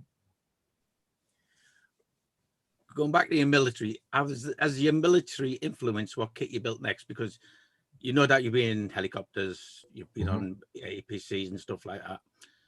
Has it think, oh, I remember that. Oh, there's a kit of that. I'll get it and I'll build it next. Does that influence what your next build's going to be? Or is it just how you actually feel what you want to build next? It's had a massive impact, I think, and that's predominantly why I build armor, and why I'm drawn towards modern armor, not necessarily British, but modern armor vehicles that either I've seen on operations or I've been part of that unit. That, bearing in mind, I was a frontline soldier. We didn't mess around with tanks and all that sort of stuff. You know, we were the lowest of the low, so it was boots on the ground. But you've seen these vehicles operating and what they're capable of. That's my area of interest, really. So armor and helicopters really is my area of interest. I will dabble with the odd aircraft, but it doesn't really capture my interest. And like I say, all those years ago, the thing that captured my interest initially in hobbycraft was a 48 scale Airfix Snatch Land Rover, because I'd operated on that vehicle many times all over the world. So that's what captured my interest initially, and I think that's just carried through, and that's why I build armor. What the hobby has done is it's opened my eyes to other nations, other vehicles, and Pick up everything else. trucks. Yeah, not just British, not just British stuff, the whole host of it. And then what I do now is I go away and read about it, and it's taught me a lot. It's taught me a lot. This Add hobby. another string to the bow of what you develop. Yeah, it's taught me loads. Taught me loads.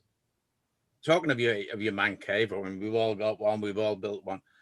How did that influence come about to progress to how it is now? Was it listen to other people's advice? Because we joined the hangouts. There's some great talented modelers. They all use different products to what we normally would use, and they all recommend.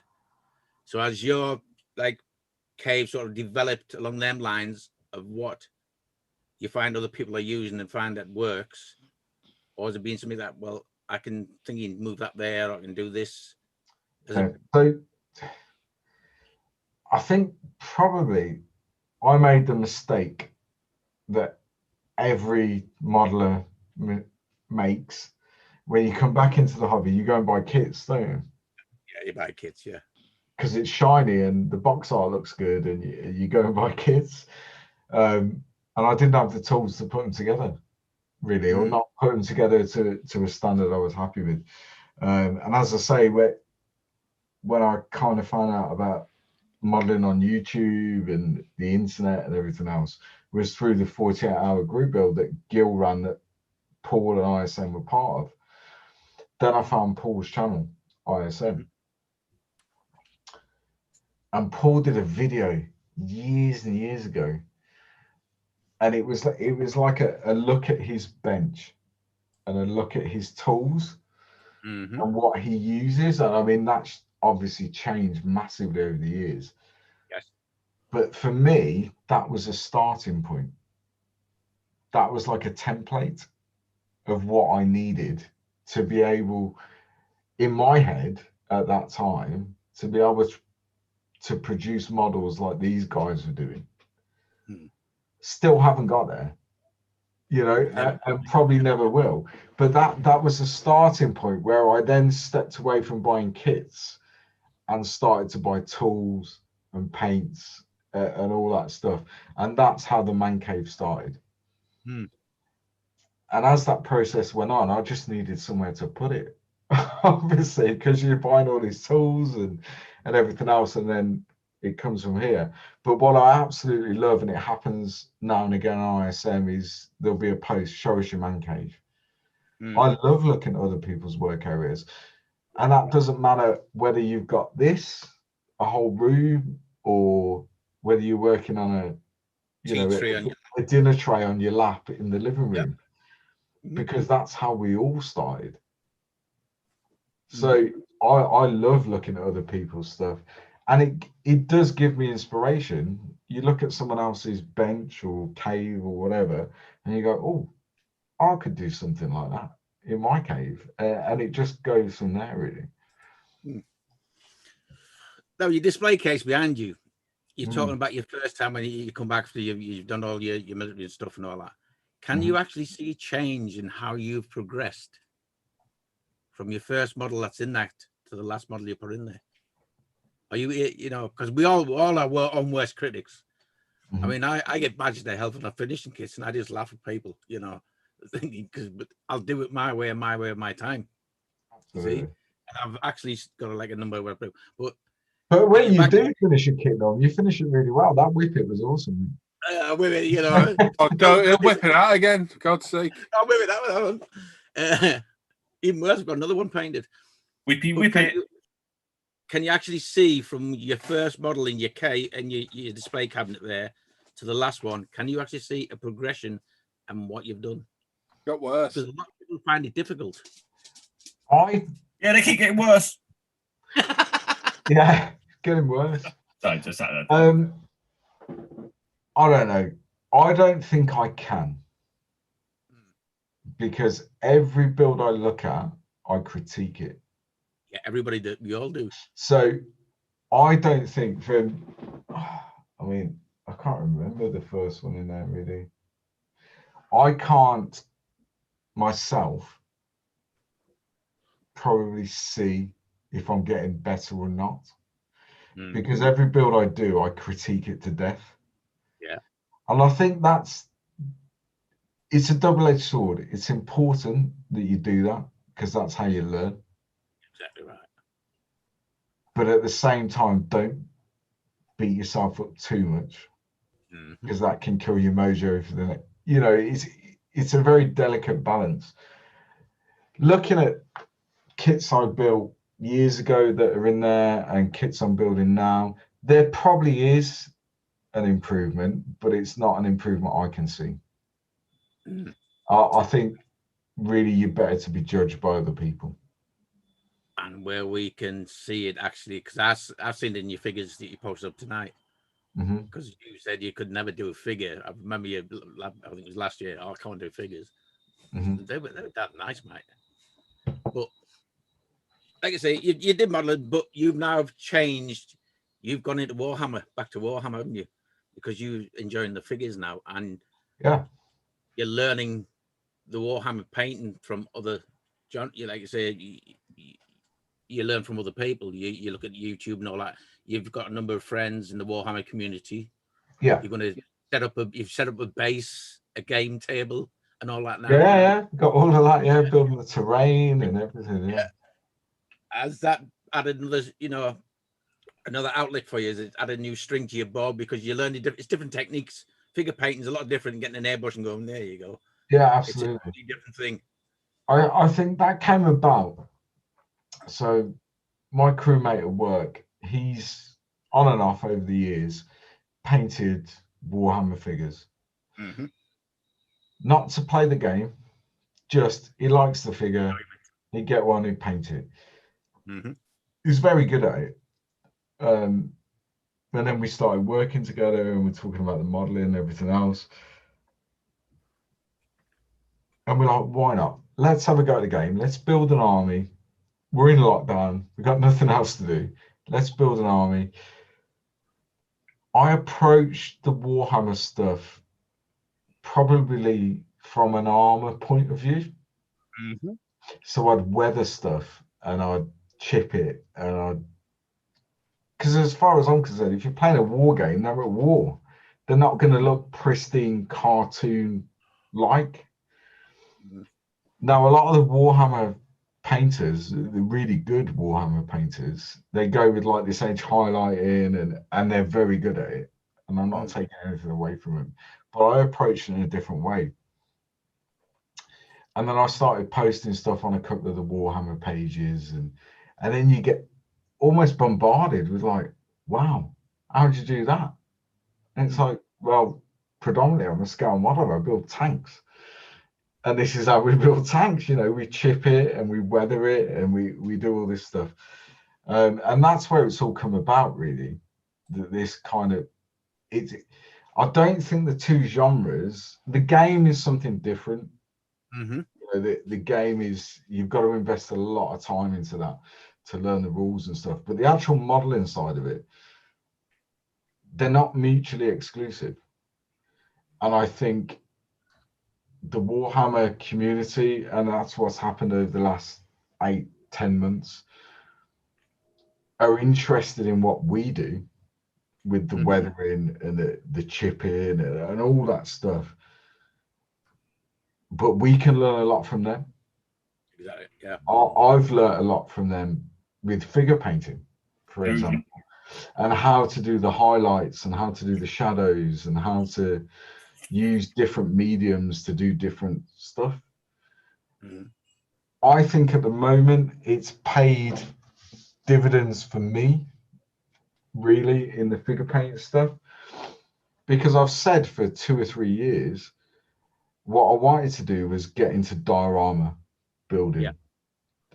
I can build a tank and I can build it to an average standard. Bit higher than that, mate. Bit higher. But I want to bring it to life. And the only way you bring a 35th scale tank or piece of armor to life is to put it on a dio with figures.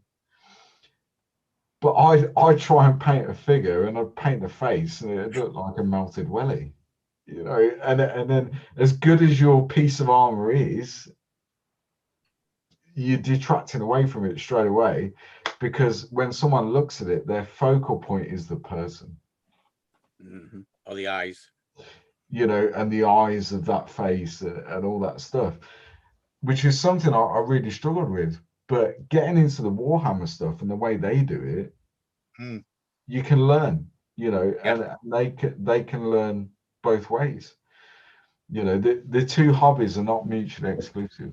They're really not. No, it's like a one big family, isn't it? Because you can learn from an aircraft builder, you can apply it to other things. You can learn from a figure painter, you can apply it to whatever. Everything. Yeah, definitely. It's like a clock. Everything, it ticks by, and everything Yeah, goes in the same. and it evolves, and your own personal journey through the hobby evolves. And your journey might be very different to someone else's, and the skills you learn along the way might be very different. But there shouldn't be any barrier. You know, you can cross over. Absolutely. I found, say in the last 5-10 years, the modeling hobby has really massively changed, because now we have the internet. We can now invite people through the Hangouts and all that into our own space, where we used to model. We used to be solitude. You modeled on your own, you know, and your family gone to bed, so you sit, you know, you've got the internet, you've got the biggest reference material in the world. And now, products, I mean, UMP sanders and washers and stuff like that, airbrushes. I mean, not a lot of people used to model with airbrushes. The whole hobby is changing. But you also get this feature where people say the hobby's dying. Do you agree with that? Or do you think, no, it's getting stronger? There's two answers to that. I think the traditional and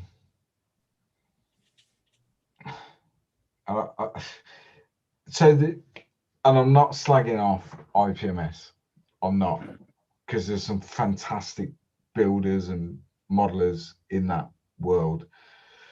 But that traditional style of modeling that they're holding on to by the skin of their teeth, that is dying. Absolutely. I think that is. Is the hobby dying? Absolutely not. Absolutely not. It's stronger than ever, and it's evolving. Unfortunately, you've got these stalwarts that are still clinging on to the old school methods, and why buy a wash when I can make it myself? Well, because you can buy it off the shelf, you know, and it'll probably cost you less to buy it off the shelf as a pre-made product, because it's made en masse, than you messing around with enamel paints and cellulose thinner and all that stuff to try and create the same thing. I think that side of it is dying.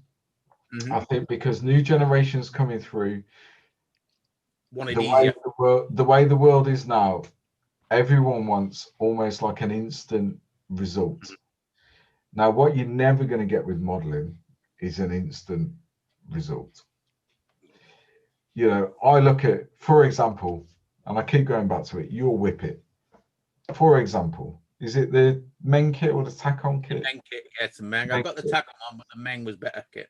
So I look at a photograph of your Meng Whippet as a new modeler and go, I want to build that. It looks really cool. I've been to the Tank Museum. I've seen it in reality. I'm going to build it. I can go in the shop at the Tank Museum and buy the kits, and it's going to look like that.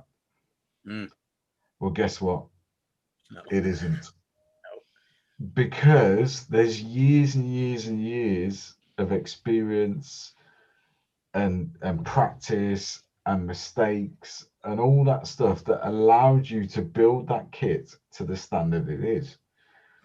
Now, what we're up against as a community and as a hobby is that the younger generation coming through want instant gratification that they will get through a video game, or that's where we've got the challenge. but certainly the hobby isn't dying. It definitely is. But these stalwarts that want to still maintain the old school, just look at modeling shops. Yeah. There isn't any, really. No, No. They've died a death. And the reason they died a death is because they didn't get online. Yeah. They didn't embrace the online side of the hobby.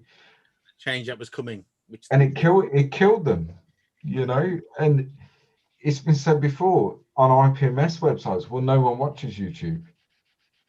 Well, there's millions of modelers out there that do. Mhm. And if you're unwilling to embrace that evolution in the hobby, then your hobby and the way you see it is going to die. Mhm. You've got to move with the times. You know, you've got to. The hobby isn't dying; it's just changing. It's changing. It's going through the phase that, like I say, I'm an old-time modeler. I've seen the changes coming, and bit by bit and thingy. But now it seems to be like a rapid change is happening. But it's not for the worse; it's for the better. Like you say, I think so. buy a watch now rather than make it. Because Well, it's encouraging. It's encouraging people that never ever thought about it to come into it. And that's what I was saying about the Warhammer stuff and the scale modeling, and there's a crossover. Mm. You look at Games Workshop last year, announced record profits. Yeah. They made millions and millions of pounds. And then you go onto their forums and their pages and post something you've done that's weathered, and all of a sudden you're getting loads of how have you done that? The hobby isn't dying. It just needs to evolve and go, you know what? Let's stop building the 72nd Spitfire and putting it on a table at a model show that's been weathered with homemade washes and painted with Humbrol enamels. And there's a multitude of products out there. There's a multitude of information. Let's evolve the hobby, because that's how it's going to survive, and encourage the younger generation to come in to the hobby, rather than just going, well, no, I don't agree with the internet. I don't agree with YouTube. I don't agree with.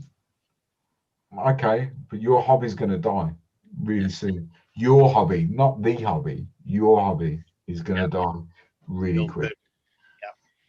But yeah, it's not dying. It's evolving. No, it's like I say, it's evolving. If you're going to embrace the involvement, you're going to enjoy the hobby a lot more, because it's now things are a lot easier than they used to be a number of years ago. I mean, like I say, everything's freely available. You get it the next day. Yeah.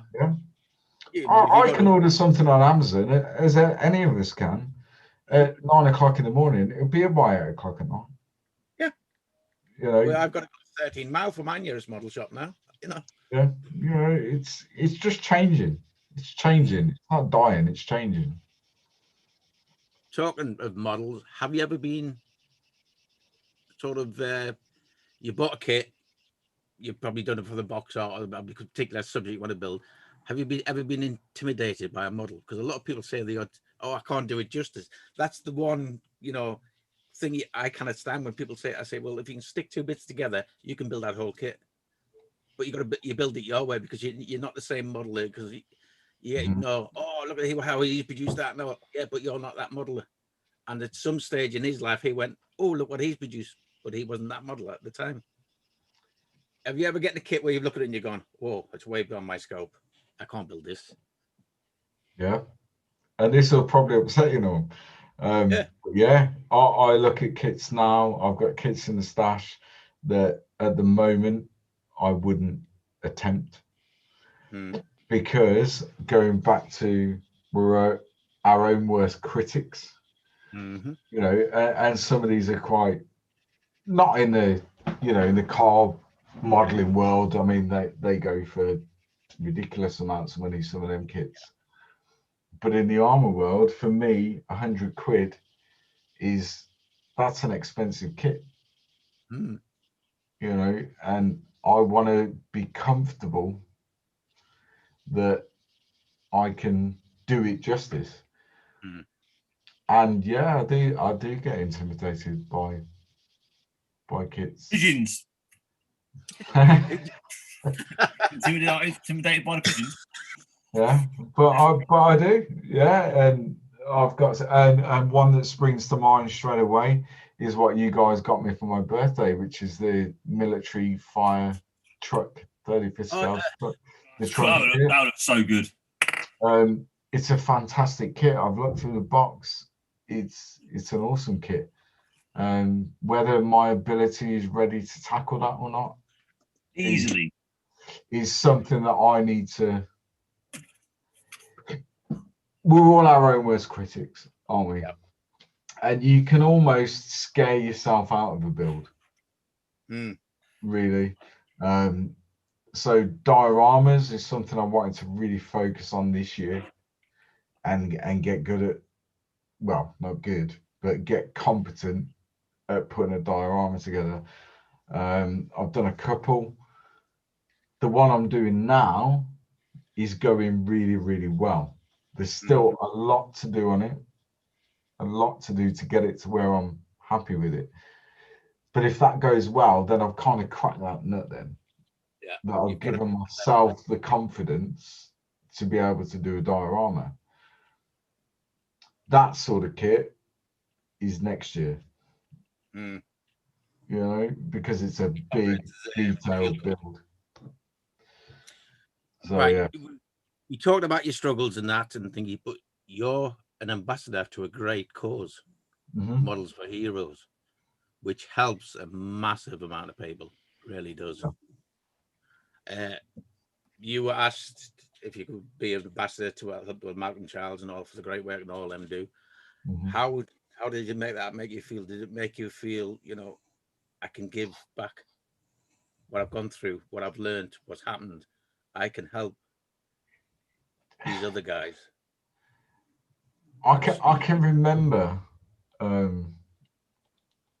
when it kind of came about, and it was one of the Friday Night Lives, and I'm known for maybe having a ramble now and again.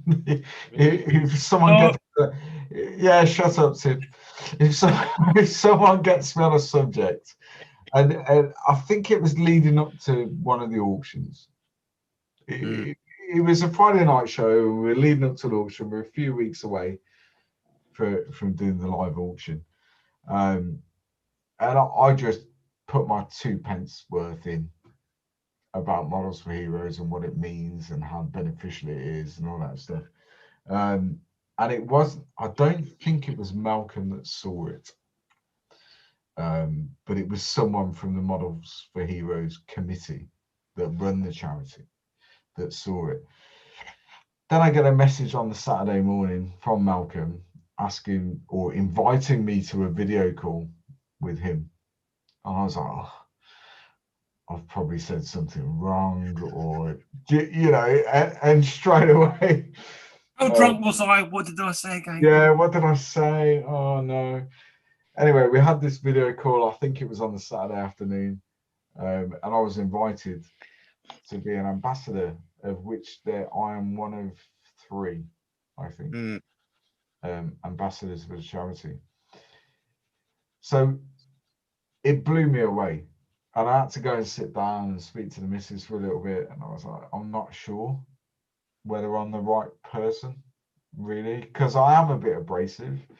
I am a bit unapproachable in a way. People perceive me in that way sometimes.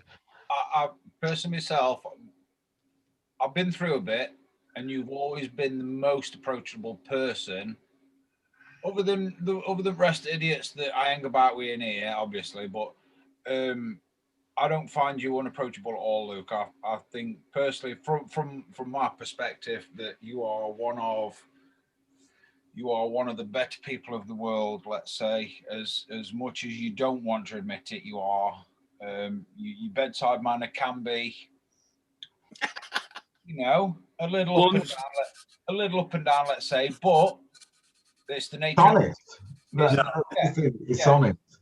Why shall we put something when there's no point in sugarcoating it when, you know, a stick's a stick, and you know, and all that sort of stuff. But for me, you are one of the most approachable people that I know. Paul will probably back me up on this. That You are very approachable, but I still think you're an asshole. yes, Hey. Yeah. in the I was nicest. talking to Dan, sorry. Oh, is this about Luke? Oh, sorry. The thing Oh, I'm happy with that. I'll take that. the thing is, though, Can I ask quickly, what's being an ambassador? What does that actually entail within Yes, the that? Frere community? Rocher. he doshes out the Frere Rochers. Yeah. That's what I was going to lead them towards this, hoping he was going to bring someone along the next time we meet. Yeah, Diplomatic immunity. we have really good dinner parties. That's Yeah. what I mean. But no, being an ambassador, there's no official obligation to do anything. What it means is that what you can do is you can actually speak on behalf of the charity.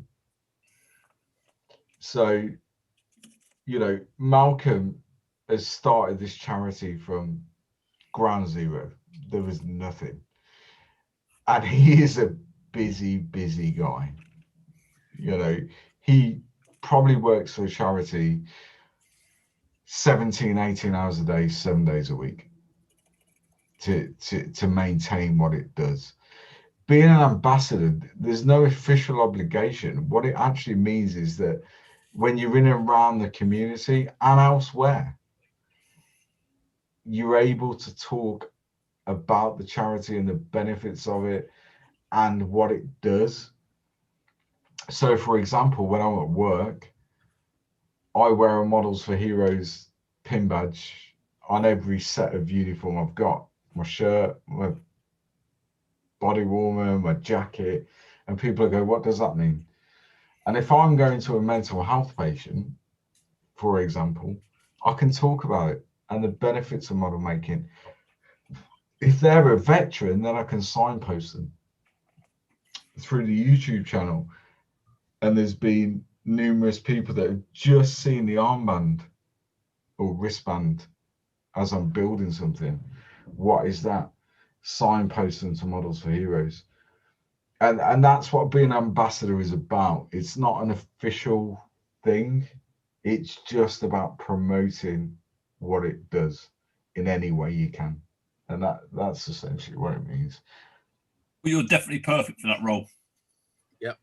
Yeah, I didn't think I was. Oh, no, you are. Me and Malcolm had several conversations because obviously I work full time, I work shifts. I didn't know how much time I could commit to the charity. Malcolm is a great guy and he's a very chilled out guy. And he was like, well, you don't really need to do anything because you're doing it anyway. Yeah. You know, you're talking about the charity on your YouTube videos, you're talking about it on the Friday night live show, you're doing what an ambassador should do anyway. We just want to make it official, really, which gives me access to certain things. It gives me access to, you know, financial stuff. And so if someone wants to just give in, for example, I can kind of legitimize that, if that makes sense. I don't get involved. I don't get involved in the finances of it and how they're raising money and stuff, but I can just give it a legitimate stamp to say this is a Models for Heroes cause and this is what they're doing. Yeah, I'm happy to do whatever I can because I understand the benefits of it, as we talked about earlier. As someone who's a veteran, and bearing in mind, Models for Heroes don't just help veterans; they help emergency services personnel. And over the last 5 to 6 years, PTSD is now more prevalent in emergency services personnel than it is in the military. And these are the people, everyone that's watching, when you ring 999, for whatever reason, these are the people that are coming to help you. Well, because you can't cope anymore, and something's going wrong, and you want these people to turn up and do their thing. They will turn up and do their thing, but they're doing that for 12 hours a day, 5 to 6 days a week for year on year on year. You know my stance on the NHS and the paramedics and all that sort of stuff, and for me, well, you know my stance on the military as well. We've had many a discussion on what the military, in my eyes, are doing wrong with the veterans and the people that have laid their lives down for the country. But yeah, the government needs to open their eyes. The thing is that the government never will. No. So charities like Models for Heroes, Combat Stress, Help for Heroes, and all those charities that, you know, step up to the plate are doing what is lacking from the government, and without getting massively political and all that stuff.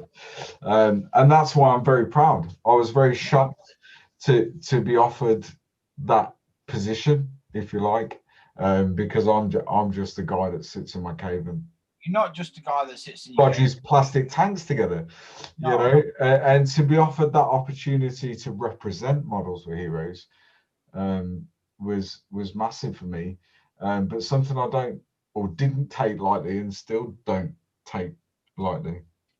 You know, it's important, and you have to be representative of it.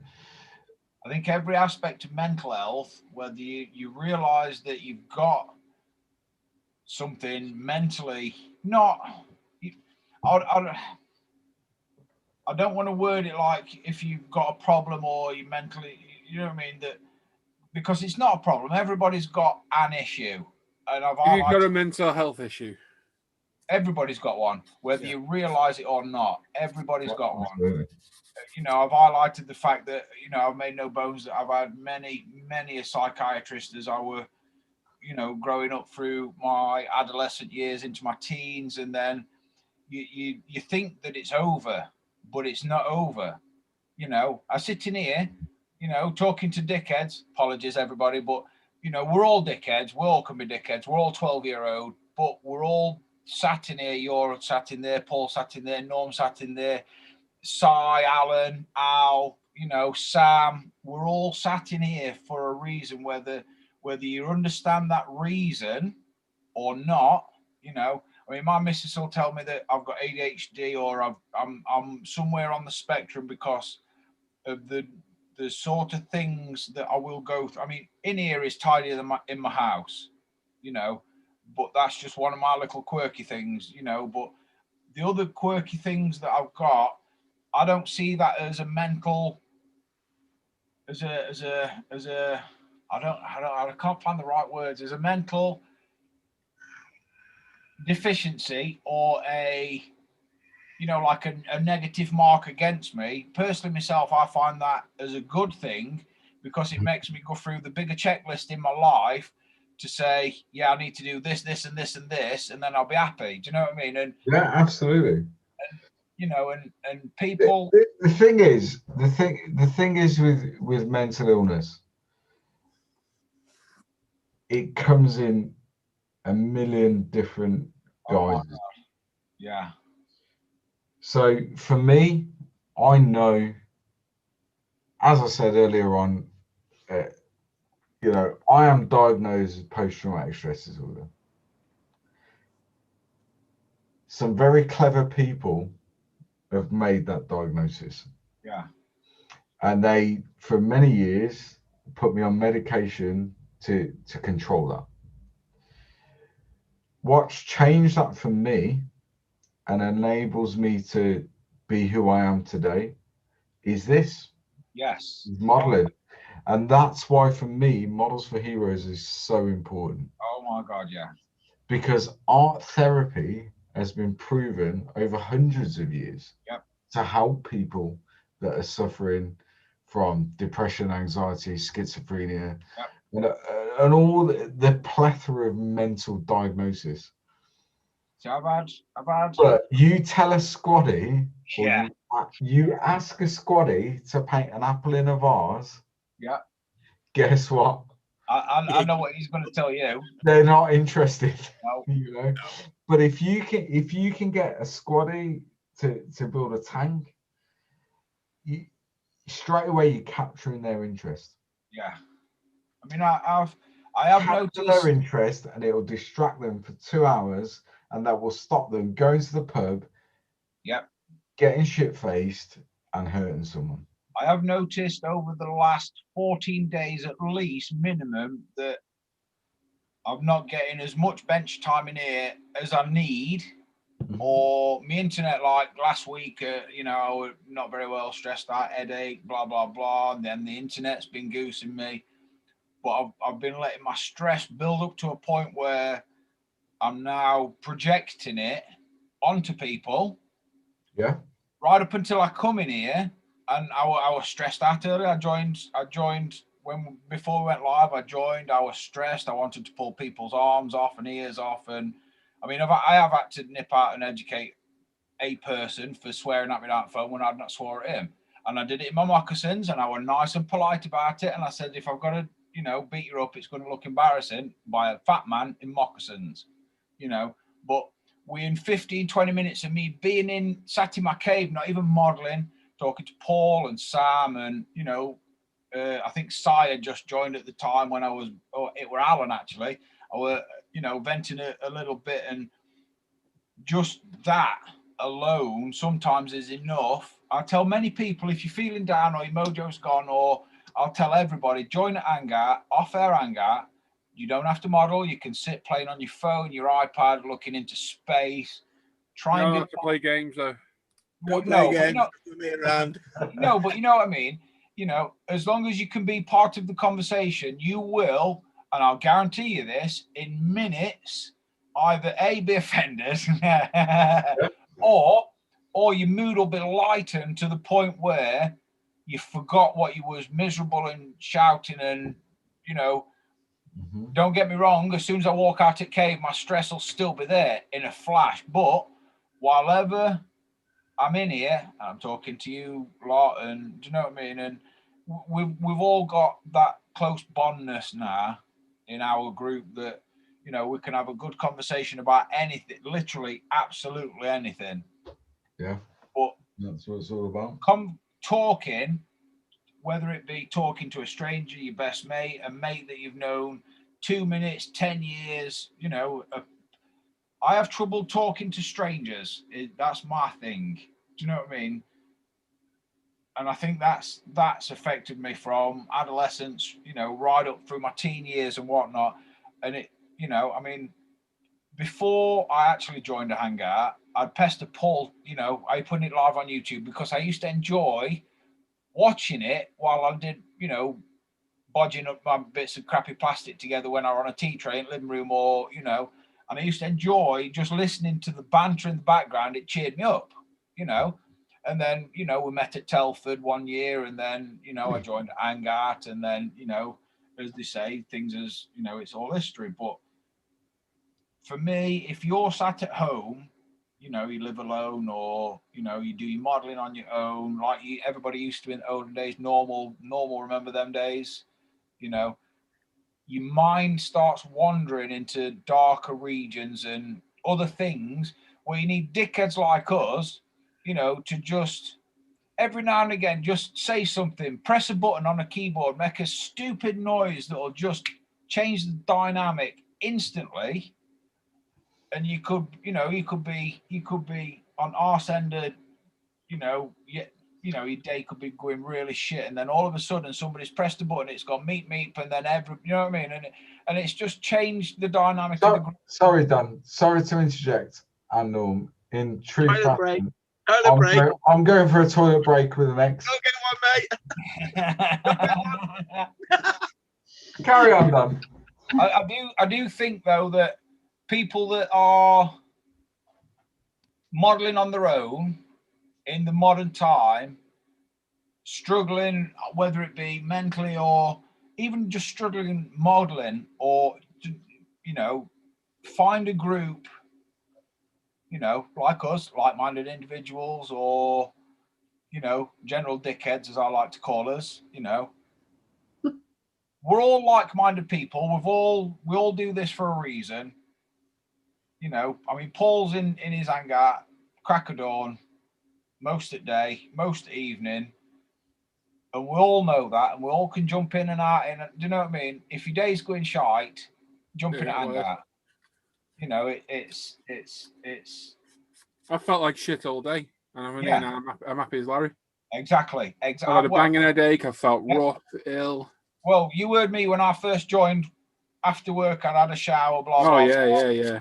And I was foul, but within 20 minutes, my mood had lightened. I'd put work back on me. Do you know what I mean? And sometimes it's just that you need. You don't have to be modeling. Partake in the conversation. You know, you can say, hi, my name's Steve or whatever. And you haven't got to Jeff.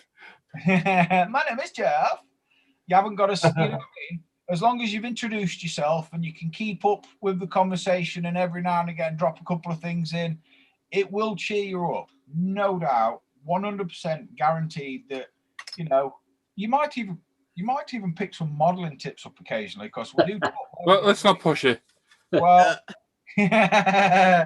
but for me, I will always say to people that are struggling mojo wise or just in the mental health department, Claire, she's probably a good one to back us all up on this. You know, she was nervous about joining.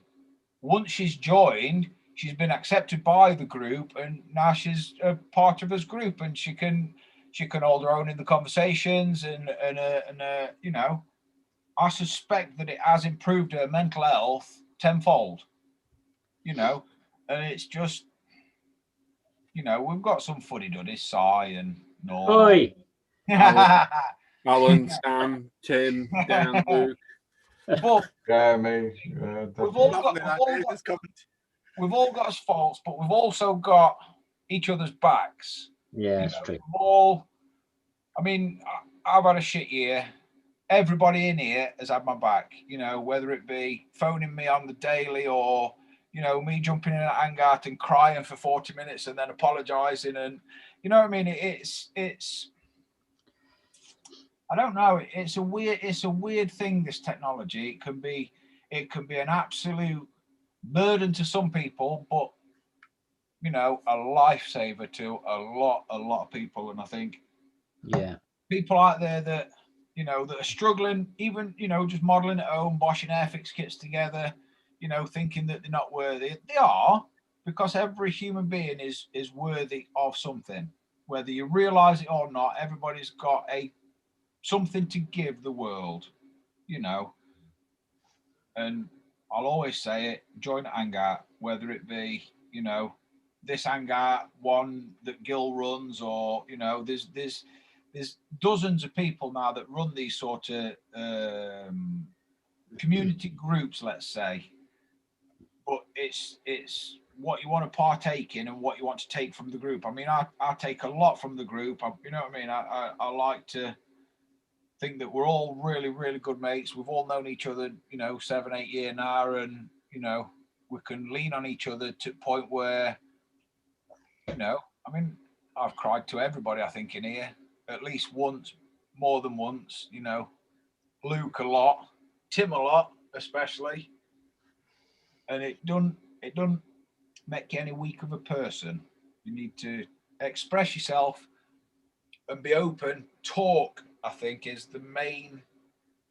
Don't bottle it, because that will just eat you up inside. I bottled a load of stuff when, I don't know, from probably 13 to 18, and then, you know, my kids popped along, and then I started opening up a bit more to not strangers, but people that I didn't really know a lot of. Do you know what I mean? And I think that helped. And then obviously you talk in here, and we've got all sorts of professions in here, and it's nice to have, you know, that sort of all professions. Do you know what I mean? But it's also nice to have a paramedic that's got a small bit of medical knowledge. Dr. Luke. Oh, cool. I've got a medical degree. Tell you what, we thought Luke would ramble. Bloody hell. Me. What'd you say, Simon? Hang on. What'd you say, Simon? Oh no. What No, did you I didn't. Oh, Gavin, Oh. what did you say? Oh, poo. Bugger. Going before I get Excellent. myself into trouble. But it is nice that, you know, we've got a, you know, somebody from every walk of life, let's say, in our group that we can all press and pick on, and not pick on, that's the wrong word, but pick the brains of. You know, I mean, I've messaged Luke at ridiculous o'clock, or, you know, crack of dawn, and asking him stupid questions that I just can't, because of the time that we're living in now. I've probably asked Luke more questions about what's happened to me, my family, whatever, you know, the past few months than I could the people that was looking after my family the past few months, because I cannot see them in person. It's just a quick phone call, blah, blah, blah. And then once that phone call's done, I'll relay it to Luke, and Luke can then fill me in, cheer me up, you know, put my mind at ease just by telling me big words and not to worry. Do you know what I mean, though? I think I'd have stressed myself out more if I'd not got my group of tight-knit friends to talk to than I You're definitely... in the group. Well... Yeah, I've mostly asked Luke about my ass. Mine's fixed now, so I don't need to ask Several about times. Anyway, no, you got any more questions for Luke? I have 2 more. Go on, no then. more, please, no more. Please. Oh, sorry, yeah.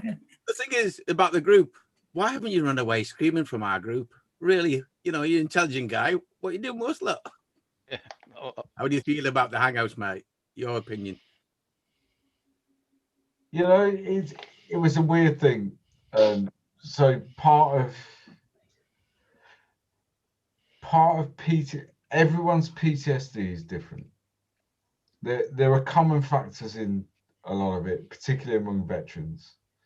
It manifests itself as aggression, isolation, all that stuff.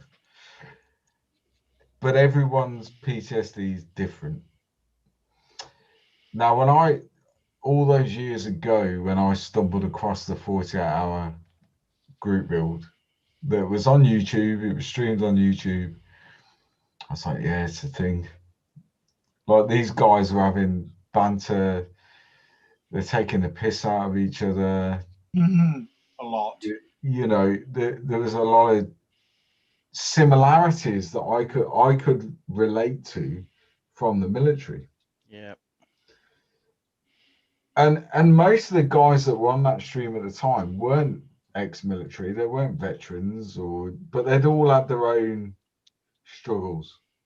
You look at Gil, who ran it.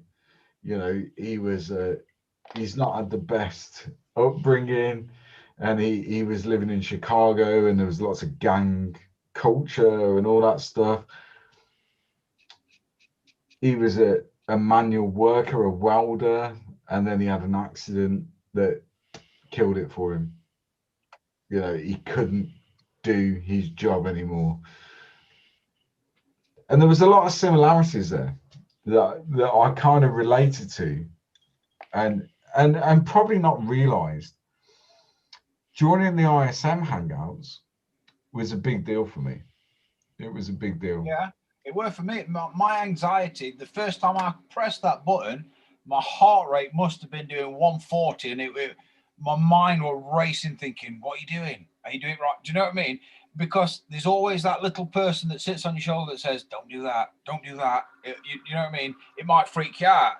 And I must admit, I probably did sound like a crazy person to begin with, but it's to be expected when you're joining a group of people that's known each other for a long time, but they will accept anybody that clicks that button and joins. You know, it's a brotherhood and a sisterhood. Do you know what I mean? We're all here for the same reason. We're all here to try and cheer us ends up, you know, and bosh plastic together. I can't stand any. Anyway, carry on, Luke.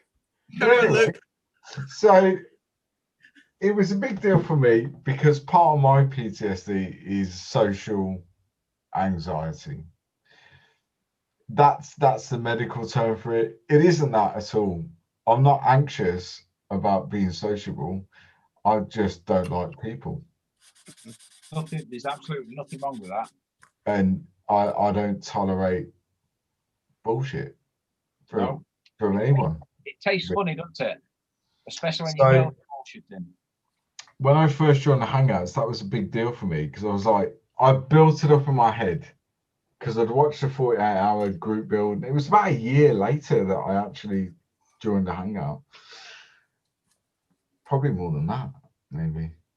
But anyway, and I built it up in my head that this is a bunch of people that I think I could probably get on with, because after leaving the military, I was a square peg in a round hole. I just didn't fit in anywhere, really, or I didn't feel like I did, and still feel like that way, to be honest. So I joined the Hangout, and I think within an hour, maybe a little bit more, Paul was Converted to a dick. taking a piss out of me, and that was it. I was like, in my head, I was honing. Yes. Yeah. It was a place that I just fitted in. You I know- was a square peg in a round hole. Shut up, Dan, I'm talking. So I was a square peg in a round hole that just fitted like everyone else did. And it was bizarre to me because, with the exception of the odd one or two, no one in there was ex-military. But the banter and the camaraderie, if you like, was the same. And that was years and years ago. And I still maintain it to this day, it still exists. Definitely. We have our fallouts and we have our disagreements, but the core group that get it and get what the Hangouts are all about, it's just there, isn't it? And I, like Dan said earlier, for about 20 minutes, there's no, I'm joking, Dan. I'm joking. Alcohol does wonderful It things. was 25 minutes, not counting. Yeah, It was 25 minutes. just, Don't you start him. but that ability to just switch your computer on or your phone on, I class every single one of you as good friends. Definitely. You are my Yeah. social. You are my social circle. Yeah. I don't go out because I can't deal with idiots. Yeah. I don't go out. You are my social circle. So depressing, isn't it? No, You can deal- yeah, it is a bit. You can deal with the idiots in here, though. So Some of us have met at Feel the Telford love, don't you, Luke? and all that sort of stuff, and we have a great time. It's the best time, and I did miss it last year, and I'm going to miss it this year. Yeah, absolutely. Might go ahead. It's still on the But cards. it was just somewhere I fitted. Mhm. If that makes sense. And some of you guys might disagree with that and go, actually, he's a bit of a knob. No. So, No, you are that. but then things have happened over the years. Things have happened, and there's videos on my channel that talk about it. Things have happened over the years, as it does to everyone, real life. The constant throughout all of that, whether I'm able to be at the bench building or not, the constant throughout that has been everyone in Hangout. Yep. You know, there's that old saying, isn't it? You can't pick your family, but you can pick your friends. Very true, that. And that's very true. Yeah. Very true. And I class every single one of you as good friends, and I'd do anything for any of you, as you have done for me and proved it over the years. Yeah. I'm getting a lump in my trousers. Road. Yeah. Sorry. I'd take a bullet for you all. Now progressing, new situation has changed. Your confidence, I believe, from when we first met you, as massive. you now have your own channel where you interview other people. Yeah. You said you would never do that. You said I couldn't go in front of the camera and all that. But now Yeah. you have your own channel, and it's very entertaining to watch, to listen to other point of views, other people, models like me interviewing you. You've probably struggled a bit because you're an interviewer. Yeah, yeah, it's totally alien. It's Totally totally alien. different. You're on the other side. Yeah. Now you've got your confidence. How do you feel about that? Is it something you feel like you're now progressing? You've calmed, just your manners calming down. You want to go in the direction you want to go. And if you haven't seen Luke's channel, I recommend you go to it. Yeah, someone put a link in the chat. Come on. No, I'm joking.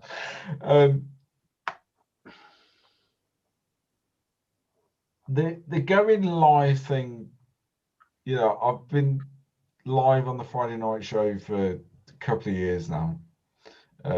Thanks to the kind invitation of Paul, really. And I can remember the first night that he was like, "Oh, come and join us." I was like, "Dude, I'm like a bottle and a half of wine in. Like, this is not a good idea." And if you play that video back, if anyone goes back through the ISM channel to that particular live show on a Friday, Paul actually said things were about to get really interesting. Because Luke's joining and he's had a few beers. Yeah. And I don't know what you call it. Would you call it a rite of passage, or would you call it some validation? Or I don't know what you call it.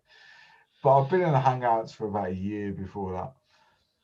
And just to be invited to be part of the Friday night thing that I've been watching for 5 years before. And gaining my knowledge and inspiration from, and then just to be part of it was, yeah, it blew my mind really. And here we are. I've managed to dodge a bullet for the interview for a good couple of years, but here we are. Going live by yourself is a totally different thing. I couldn't do that because there's no one to bounce off really. There's, you know, it's your thing, which is why I went for the whole kind of interview thing, because I've always enjoyed watching and listening to interviews of other modelers. I've always enjoyed that. Always enjoyed it. Gil's done it. The ISM crew have done it over the years. People like people. So you see these names around the Facebook pages and the forums, and they're doing amazing work and all that stuff. But do we actually know the person behind it? We know the name, of course we do. But do we actually know the person behind it? And that's why I decided to do that. I think I've got people to interview maybe up until the end of July, and then maybe my live stream will stop then, because I've got nothing to talk about on a Saturday afternoon, really. You know, it's just me asking the questions. So, but from a confidence point of view, yeah, massive. And the only thanks I can give is to ISM, to Paul, and everything that's gone on over the last few years to give me the confidence to be able to actually go live and speak to people. Because before any of this, there's no way other than that. No way. Well, I really wish your channel all the success, man. I hope you could continue to do it. Probably introduce something like do demonstrations, washes and stuff like that. You know? Yeah, but the thing is, Norm, and people have said that, you know, over the last year, 18 months, probably, could you do a live demonstration of this, or could you do a video on this? I'm not qualified to do that. Yes, you are. You are. You know, and this goes back to the self-critique thing, doesn't it? I'm average at best. No. So for me to put a video out there or a live stream or whatever, going right, this is how you should do stuff. No, it's not my thing. It's not my thing at all. I do it, man. It's shite. I just make everything up. There you go. He just lies Well- for 45 minutes and gets a You billion. just word it right. You say this is how I do it. The thing is, when I started my channel, I think that was probably about 3.5 years ago, maybe. It wasn't to get subscribers. It wasn't to get followers. It wasn't to get an income or anything like that. Because if anyone that's watching is under the misconception that you can make money out of YouTube, please don't think you can, because you can't. Not as a living. Unless you've got millions and millions of subscribers and you're putting stuff out every day, you absolutely can't. My whole reason for doing it was to almost document my progress and my journey through the hobby. That was the whole reason I did it. And that's still the case. I mean, I'm teetering now. It's going to hit 1,000 subscribers by the end of the year, probably, which then makes your channel monetized, or you can choose to make it monetized. I don't think I'm going to be honest, because that's not what it was about in the first place. Yeah. If I choose to do it, then every penny that channel earns will go to Models for Heroes. I don't need the money, so it is what it is. If people want to watch it, then watch it. But for me, it's not. I suppose it is a bit narcissistic, isn't it? Because you're putting your stuff out there, and talking to the camera is a really weird thing to do. Everyone's narcissistic. That's Everybody so is. hard to do that. It is a really weird thing to do, where you sat in your room and you're talking to a camera, and essentially you're talking to yourself, but people are going to watch that later on. But for me, no, it's not about promoting me. It was just a way to document my progression through the hobby, really. So I do that by taking shit photos. Yeah. Fortunately or unfortunately, I'm painting shit models. Don't forget them. Yeah, I forgot about that. I paint everything shit that I paint. Fortunately or unfortunately, whichever way you want to look at it, people have decided that they quite like watching what I'm doing, and so that's how it's grown. Weirdly, everybody in society is a voyeur of some description, whether they'll admit it or not. They are some kind of voyeur in whether it's a weird way or Watches, changing rooms. Yep. Yeah. So anyway, yeah, looking at berries. That's how the whole YouTube channel came about. Really, it was just for me to document what I was doing, and I thought maybe at its peak I might have had 50 people that would watch it. That's what it was about. It wasn't really to do it. Famous. Yeah, world renowned, huh? World renowned in Birmingham. Yeah. But it continues to grow, and thank you very much for the interview, Luke. Real Thank pleasure. you, Luke. Cheers, mate. You're welcome. Sorry, Thank can you I, very can I just ask a question, Luke? So you can refrain from swearing, yeah? Yeah, I can. Just for once. I asked you a question in the Hangout the other day, and you didn't really answer it. And I'd like you to answer it. It's a bit of a personal question. So, Army, Police Force, Paramedic, Models for Heroes, what drives you to protect and look after others all through your life and career? And you can plead the fifth if you want, but I think, you should really give yourself a big pat on the back for what you do. I want to answer this for Luke. Oh, for God's sake, give Luke a chance, Let will Luke you? laugh. Rick, for God's sake, can.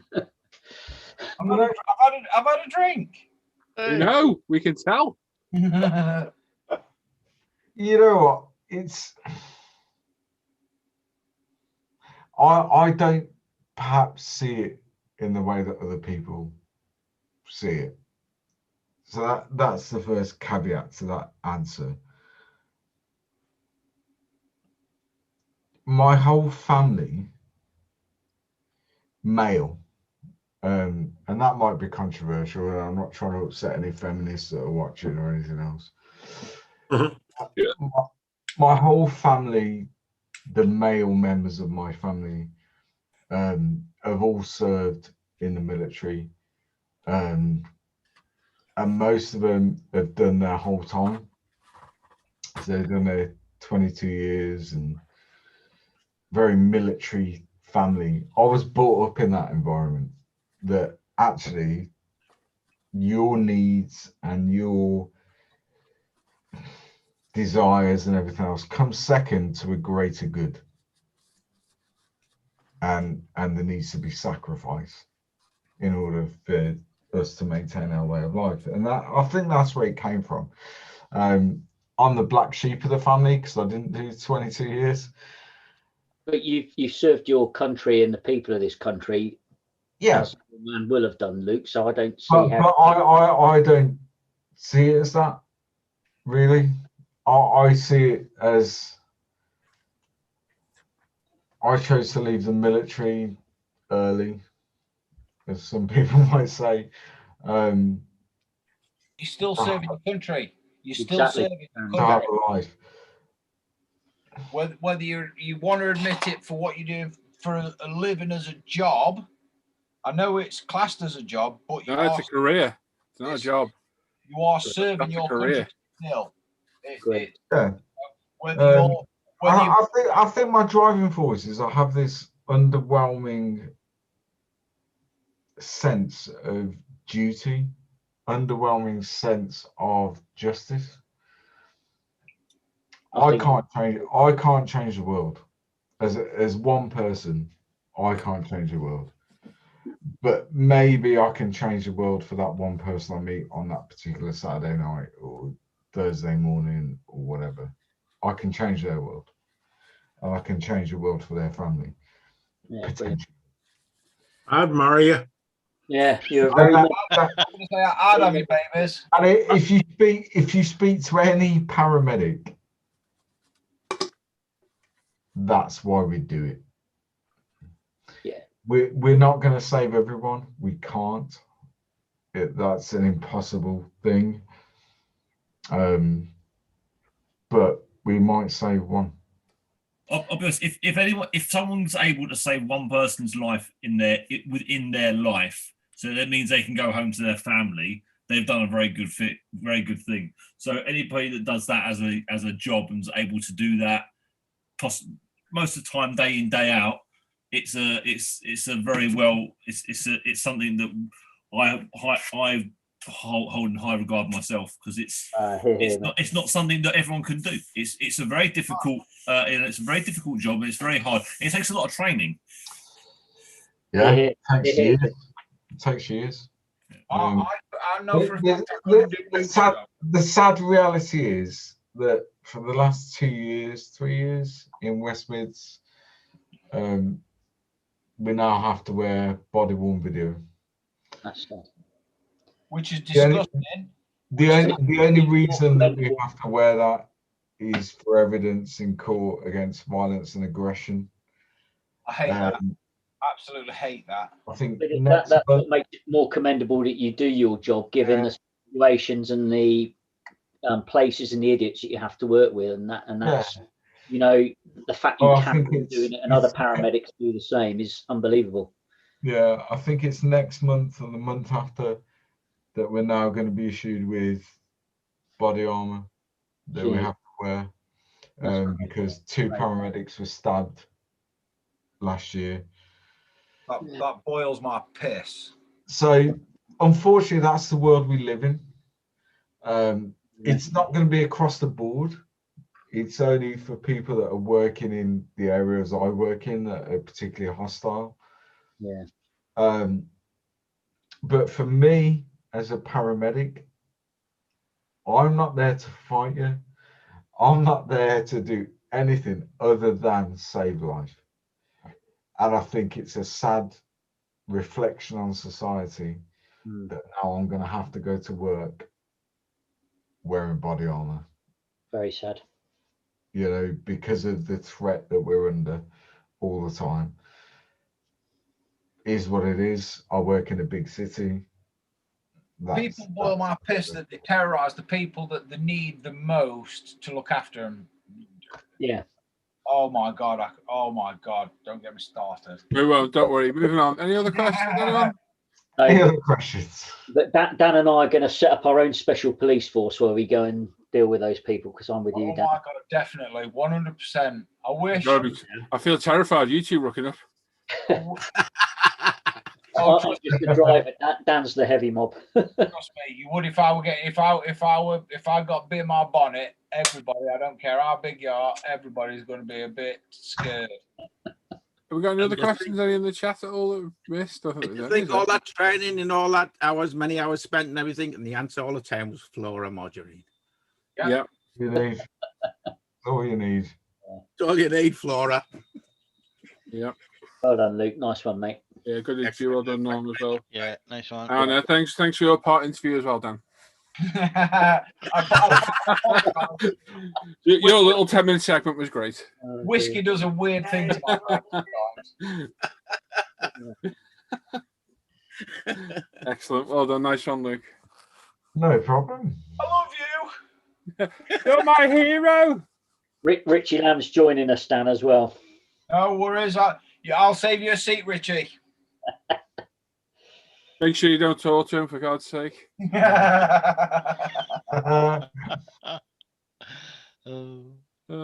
there we go. Yeah, lots of respect for you in the chat there, Luke, as well.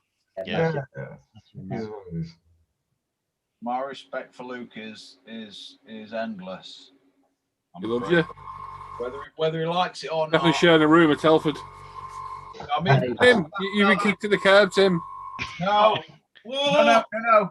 We're asking for another bed for Luke. If we ask for a king size, I'll get me a room. Honestly, get a king size. We can all fit in it together. It's fine. Beautiful. That's a really good idea. That thing. I like Dan Croak's comment in the chat. Dan in his moccasins and Simon in his slippers. Scary. Oh, yeah. What do I have to wear in this situation then? Any midlife crisis clobber will do. Yeah. I've got loads of that. They'll think Dizzy Rascals turned up.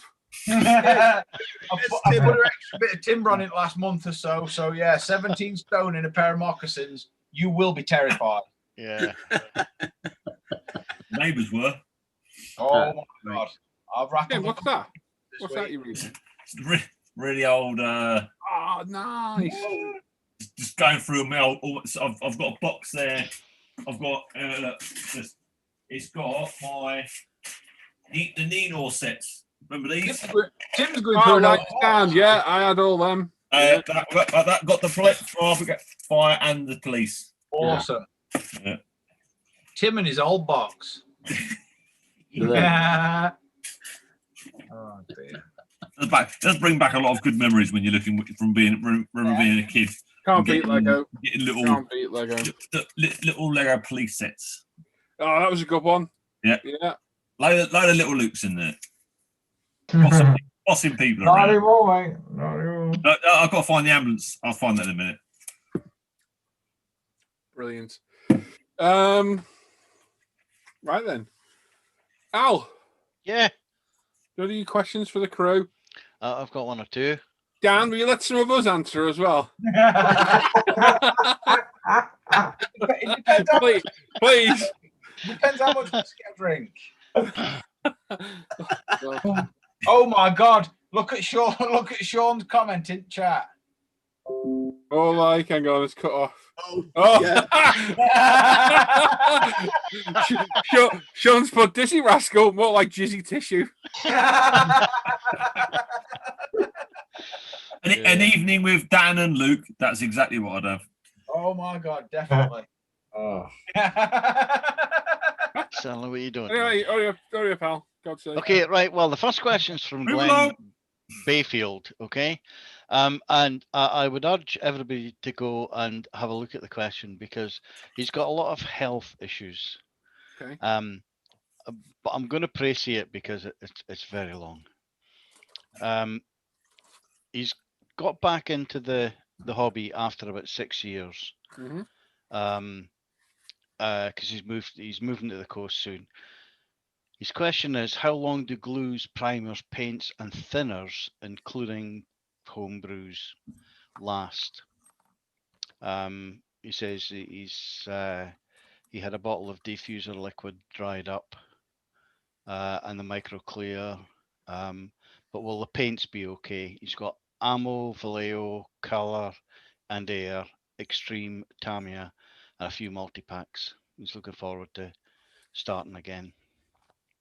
All the alcohol and enamels will be fine. All the water-based have got a shelf life, unfortunately. Okay. Keeping a temperate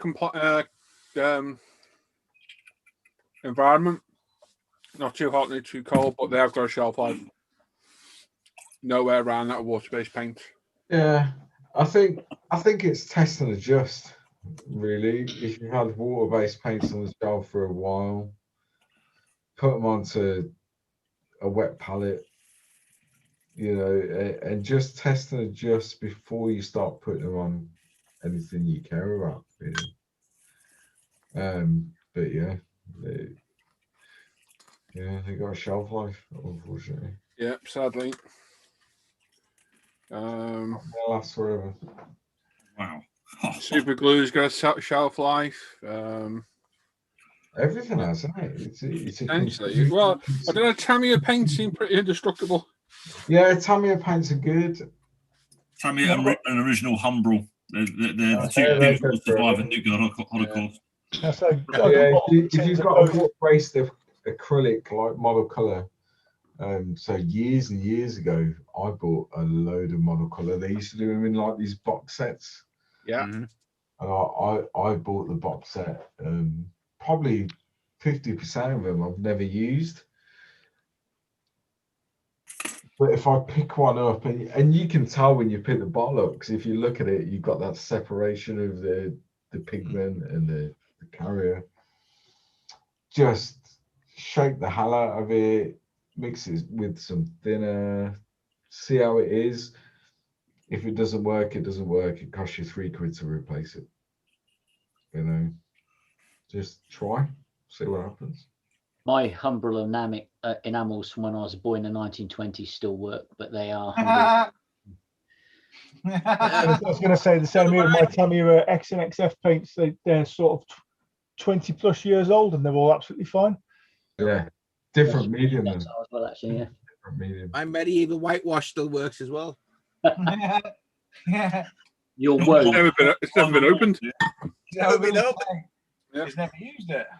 There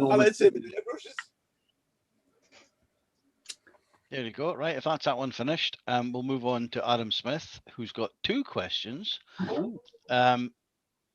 which is in addition to Glenn's one. Aside from the material side, what about the tool side, for instance? What if you had an airbrush you never used, but still sat for a few years? Would it need to be serviced, or is it usable right out of the drawer? Depends how well you cleaned it. Yeah. Yeah. If you cleaned it, then yeah, clean it, keep the needle out of it. It probably still needs some thinners run through it. Quite hard questions to answer because there's a lot of variables on it. The seals, for example, will possibly perish depending on how they've been kept. Yeah.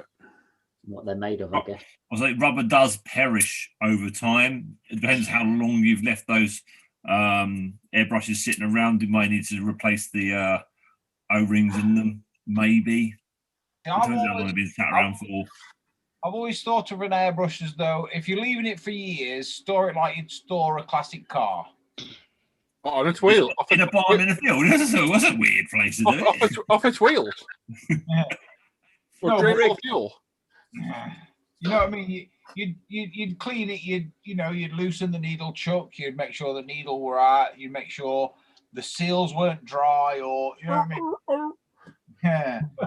You try your best to do everything that you could to put it away, serviced, so the next time you pick it out, like you say, you just run a bit of thinners through it and then you crack on.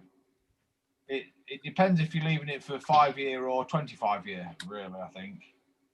I mean, there's always an advance in the likes of tools, you know, like the side cutters we've got. You know, you've got the single blades, you've got double blades, and stuff. And certainly over the past, I would say 5 years, these things have just increased in quality tenfold.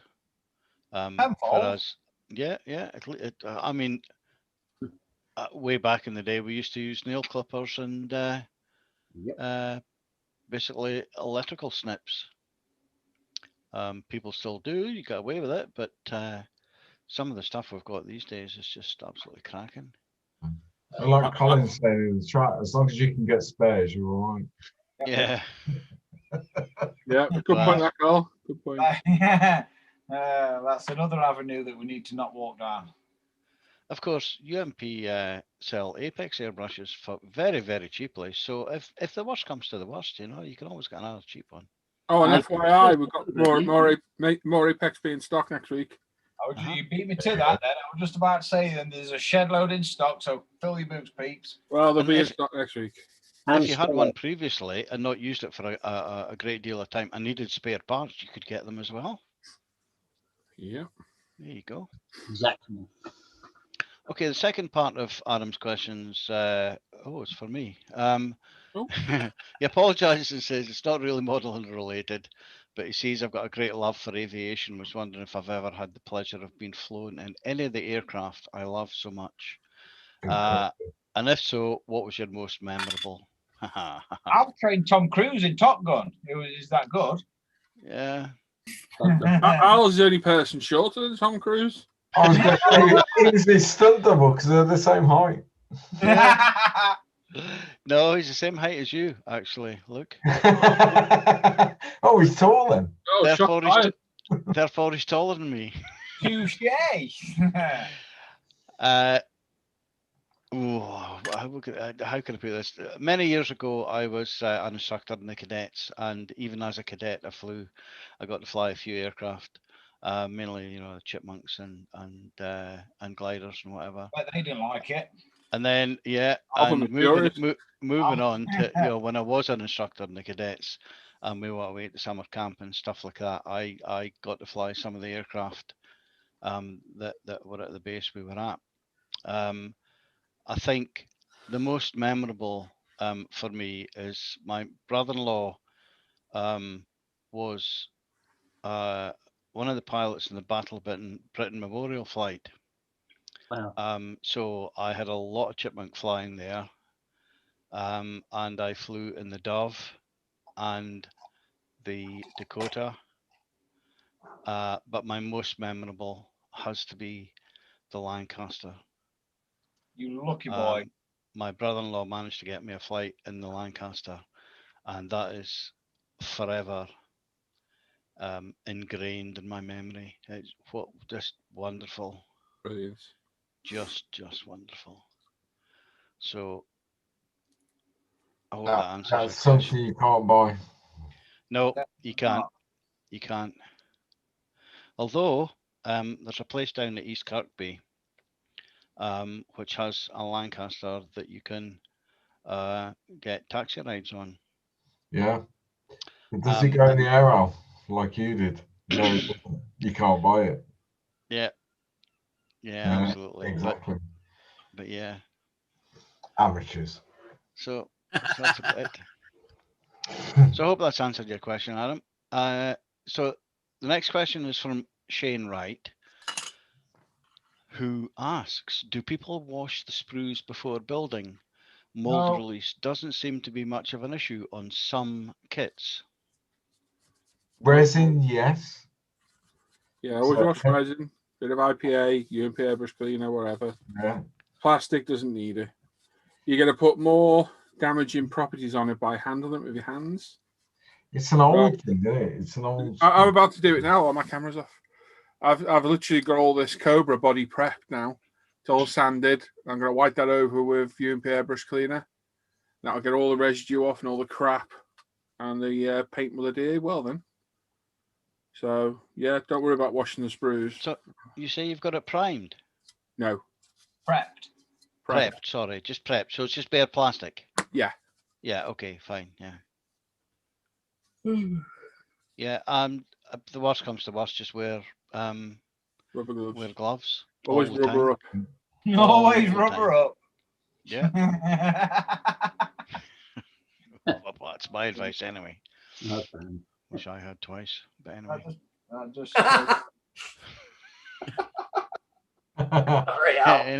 Anyway, moving on to the last question of the evening that I can see.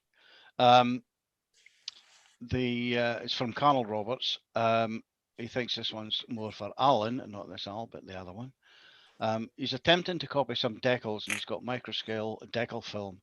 Do you thin it? If so, with what and what ratios, and how many coats do you apply? Well, I say myself, Paul, or Simon can answer this, but I think with IPA 50-50 with IPA. Yeah. And Works perfectly. I tend to put probably 2 light coats and 1 reasonably heavy coat on myself when I'm doing it. So 3 coats. Yeah. I do 4 or 5 light coats. Could you not just do it in a t-shirt?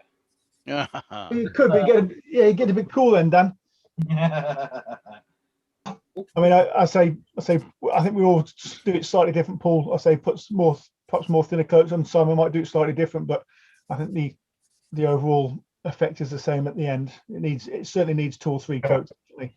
Yeah, and same as you. The only Sorry, thing I would say differently is if it's a small decal you're replicating or one that you're recovering, then it does brush on pretty well, and it levels pretty well if you got it on a flat surface.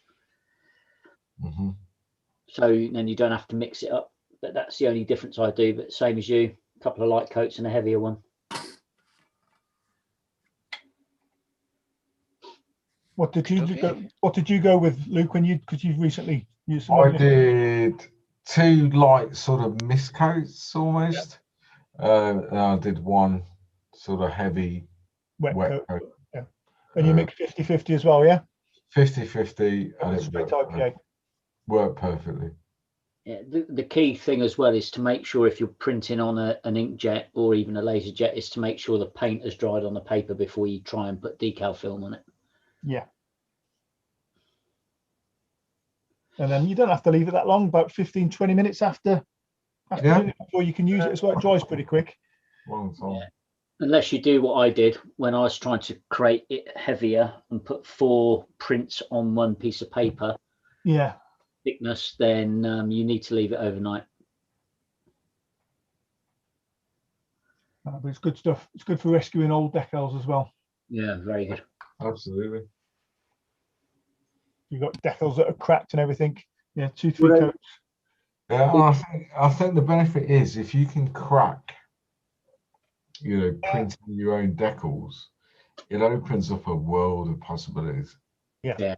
Because I could never have built that A&A pickup truck without home printed decals, because you just can't get them.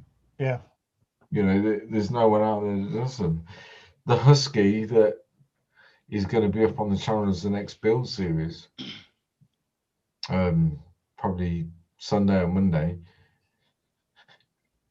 Al printed the UN decals for me. The logos, UN logos. Yeah, you can't get those. You just cannot get them to fit that vehicle. So it just opens up a whole world of possibility, really. That you can kind of do whatever you want. You sound as pissed as I feel. Yeah. But it's been a long day, son. I've not rambled, Dan, as much as you. Really? Yet. Really?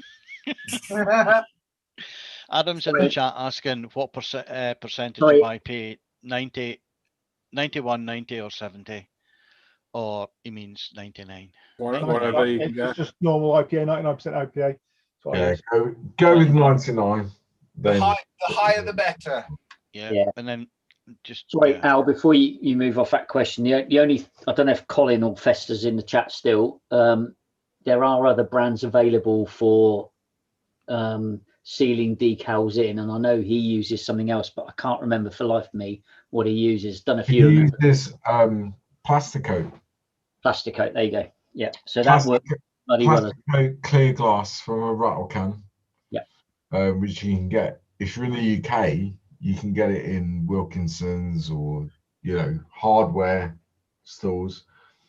Plasticoat in a rattle can, and that's what he uses, and just miscoats it and then puts a wet coat on. Yeah. So there are other brands available. Yeah, because I know liquid decal film isn't always easy to get hold of. Mm-hmm. And if you look at Colin's channel and look at some of the decal wraps he's done, yeah, I'm forever blowing bubbles. yes, absolutely. See, Colin reminds me of you in a way, Luke. He doesn't sing his praises. He says he's mediocre and he's not as good as what he actually is, and actually is a really good modeler. Colin is a fantastic modeler. Yeah, what he needs to do is wind his neck in a bit about I'm not very good at this and that. He is a good modeler. I don't care how he slices it, he is, and so are you. And he is in the chat and he is listening to it. That's because he's a Plasticoat clear gloss sealer. So thanks. I really love you. I'll tell you what, Dan, that'll be right up your street. Go and look at his Baneblade build. I've been watching it, Luke. No, that's a build. Oh, Tom Roberts is in the chat asking where you get your IPA from. eBay at the time. Normally eBay for myself. Amazon. I buy mine in bulk. Obviously I 3D print, so I buy mine in 5 litre things. But when I buy it like about 10, 15 litres at a time. It makes it cheaper, and you can get those. I don't know where that's showing. Most of the time, most of the time they're either in a litre bottle like what Luke's holding up, or a 5 litre container. And if you weirdly shop around local, you'll have a little hardware in an industrial estate that'll sell IPA online. And see, mine's made literally in Nottingham, but you can't go to the place. You can only buy it online. But the more you buy, the cheaper it is. And ironically, I bought this stuff on eBay, and they're in Ingatstone in Essex, just near me. And they got tons of it and different sizes and all sorts. It is easily available. I think I got that through eBay, Chem Distro. Yeah. Tony said in the chat, Dan, have you been at Market Flask again? No, what I've been at is when the beginning of the year started and my life fell out my arse, my friends in here bought me this. No wonder you're hammered. Oh my God. Triple cask, man. I'm about that deep. I'm about 3-inch deep into this bottle tonight. Oh. And, yeah, I'm going to sleep well, put it that way. Cool. And Dan was saying, Dan, have you been doing a Phil Mitchell bottle to the ceiling drink? What I need a rubber glove on the end of the bottle and treat it like a baby's bottle. And yeah. Some days you just need to have a drink and get wasted, and today's one of those days. Why not, mate? Why not? What's your code? He's got the stash. He just doesn't can't drink it. Yeah, sadly. It's a shame because it's a nice stash as well. Oh my God, is it ever? His beard's all right as well. That's a shite joke. Move along. Moving on. Hang on, somebody laughed at it. Yeah, now. somebody got yeah. Okay, well, if everybody's finished, that's all the questions for this week. So nice one. Thanks, Al. I don't know. Oh, you're welcome. Well, I'm gonna pour me another self an inch for. Oh my God. Why not? 2 fingers. You're going to feel that in the morning, I'll tell you that right now. I don't plan on getting up in the morning. Yeah, Hey, you ain't getting up in the morning after drinking all that, I'll tell you that. Well, I'm that deep into it, and I think I think I might have done about nearly 3 inches worth. Yeah, definitely. You know what they say, Dan? In for a penny, in for a pound. 3 inches worth. No, you missed this, people. That Hey, many. what you I've need got to something do, very Dan, good. is I've just got something very shot good. it down. It's the how-to, a handbook of the Thompson machine gun. Oh, Always very useful and That's cool. content handy when you're out and about. Hey, Dan. In London. Dan, a day to neck the whole bottle. Famous last words. Oh, no. Oh, No, it's a car bottle. I'm on the floor. Carpet. Oh, Wow, 1940 edition, model of 1928. Dan, you know you had that problem when you got locked out your cave earlier. You would have Sarah phoning us up saying we can't get into Dan's cave. He's out. No. Nope. I'm on my own tonight. They're all up at the youngest daughters, and I'm fending for myself. So that's why. That explains it. He's gonna wake up in the garden half naked, boiling eggs again. Which Dan has done before. I have. Do you know what? And I'm still missing a sock, and I don't know what happened to my trousers. Weirdly, it's weird. We were doing shots one night, and Dan only had a single malt. he was shotting it, and he woke up in the morning half naked in the living room, sockless, and there was a burnt out pan with boiled eggs in the back garden. Seriously, it happened. Is it? I remember that. Oh dear. They were. Do you know they were good old days when we used to do that? It was quite nervous on the internet, though. I'll just say that. Yeah. Ruthless.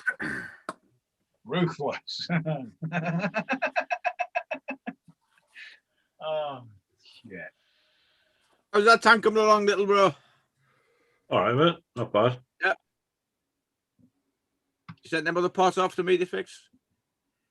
No, I've got them on. Ah, right. I'm waiting for them to come through the post. No, I've got them on.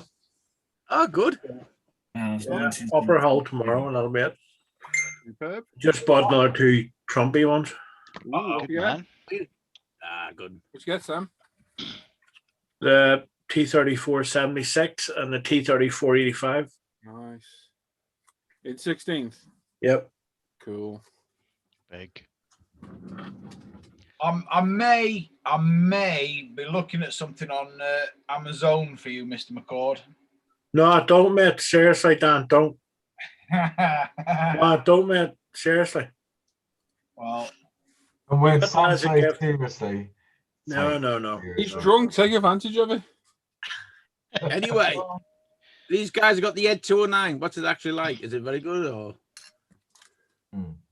What? The Ed 209 kit. That would... Luke, message me. Who? Roger that. Yeah, you know. I do. Ominous. I'm asking the guys in the group here who have actually got the Ed 209 kit. What is it actually like? I haven't got it. No. I have a vinyl one that you lot got me, which is very, very, very nice, and I may build it this year, maybe. Or lightning will strike twice, and I might not. Wow. I've got an oil rig and a oil boat. That's cool. Yeah. That's not an oil boat, Tim. It's called a platform, mate. No, there's a boat and it transports the oil, so it's an oil boat. No, that's called a tanker. Same thing. No, well, it depends. This tanker's got wheels. That's quite cool. So it's an amphibious oil tanker.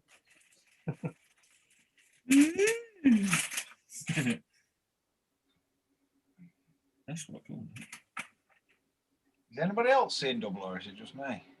Just you. Just you. You can also make the oil companies plane and helicopter that'll probably crash. Just keep drinking till the eyesight comes straight. Just keep drinking, you see treble. I don't care. I've only got 15 foot to walk, so I'm all right. Crawl, you mean? You do that 3 times. It did well. You step outside there, mate. I tell you what, that distance will just treble. Is this one of the messages that I've got to try and decipher, Luke? Because that just when it popped up, I'm sending you an abbreviation, dude. I'm gonna say, are you doing shorthand? What's the shorthand though? It's like, why use one word when you can use 6? Well, exactly. Predictive text. But yeah, defo. Yeah, we'll get it. Yeah, we'll defo. As soon as we can sort it, we'll sort that, son. And it's not just a drunken thing. No, we've discussed this. It has been planned. Just make sure you're wearing your trousers. Oh, we'll be wearing trousers and a balaclava. Want to borrow one? No, I've prepared an old one, Sam. I've got lenses in it now and everything. Any trousers? Oh dear. Just put them on. I'm just putting my trousers on. Oh, fuck up. Oh. Hey, that's 2 tonight. We're doing well so far. Yeah, boy. Right. I'll do the same as I did for Simon. Let you off tonight. Go through a whole interview. Don't say anything. Hang on. Hang on. I thought. Kim, what did you reckon to Formula 1 last week? I thought you said you were going to cough, Luke. Yeah, it's very bad. No, very bad.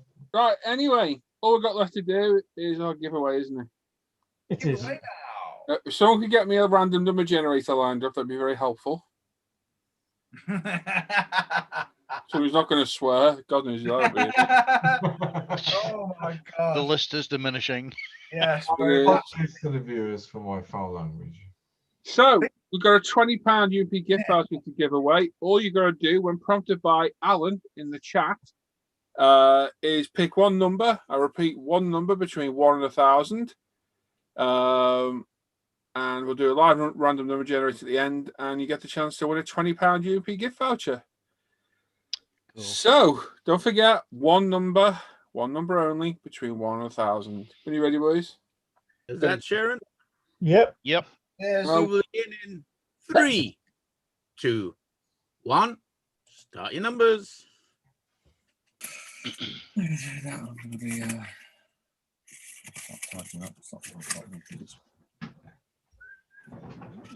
Oh, we're off to the races. There we go. I've got to say, my new iPad is, it's so refreshing to look at it on a brand new iPad.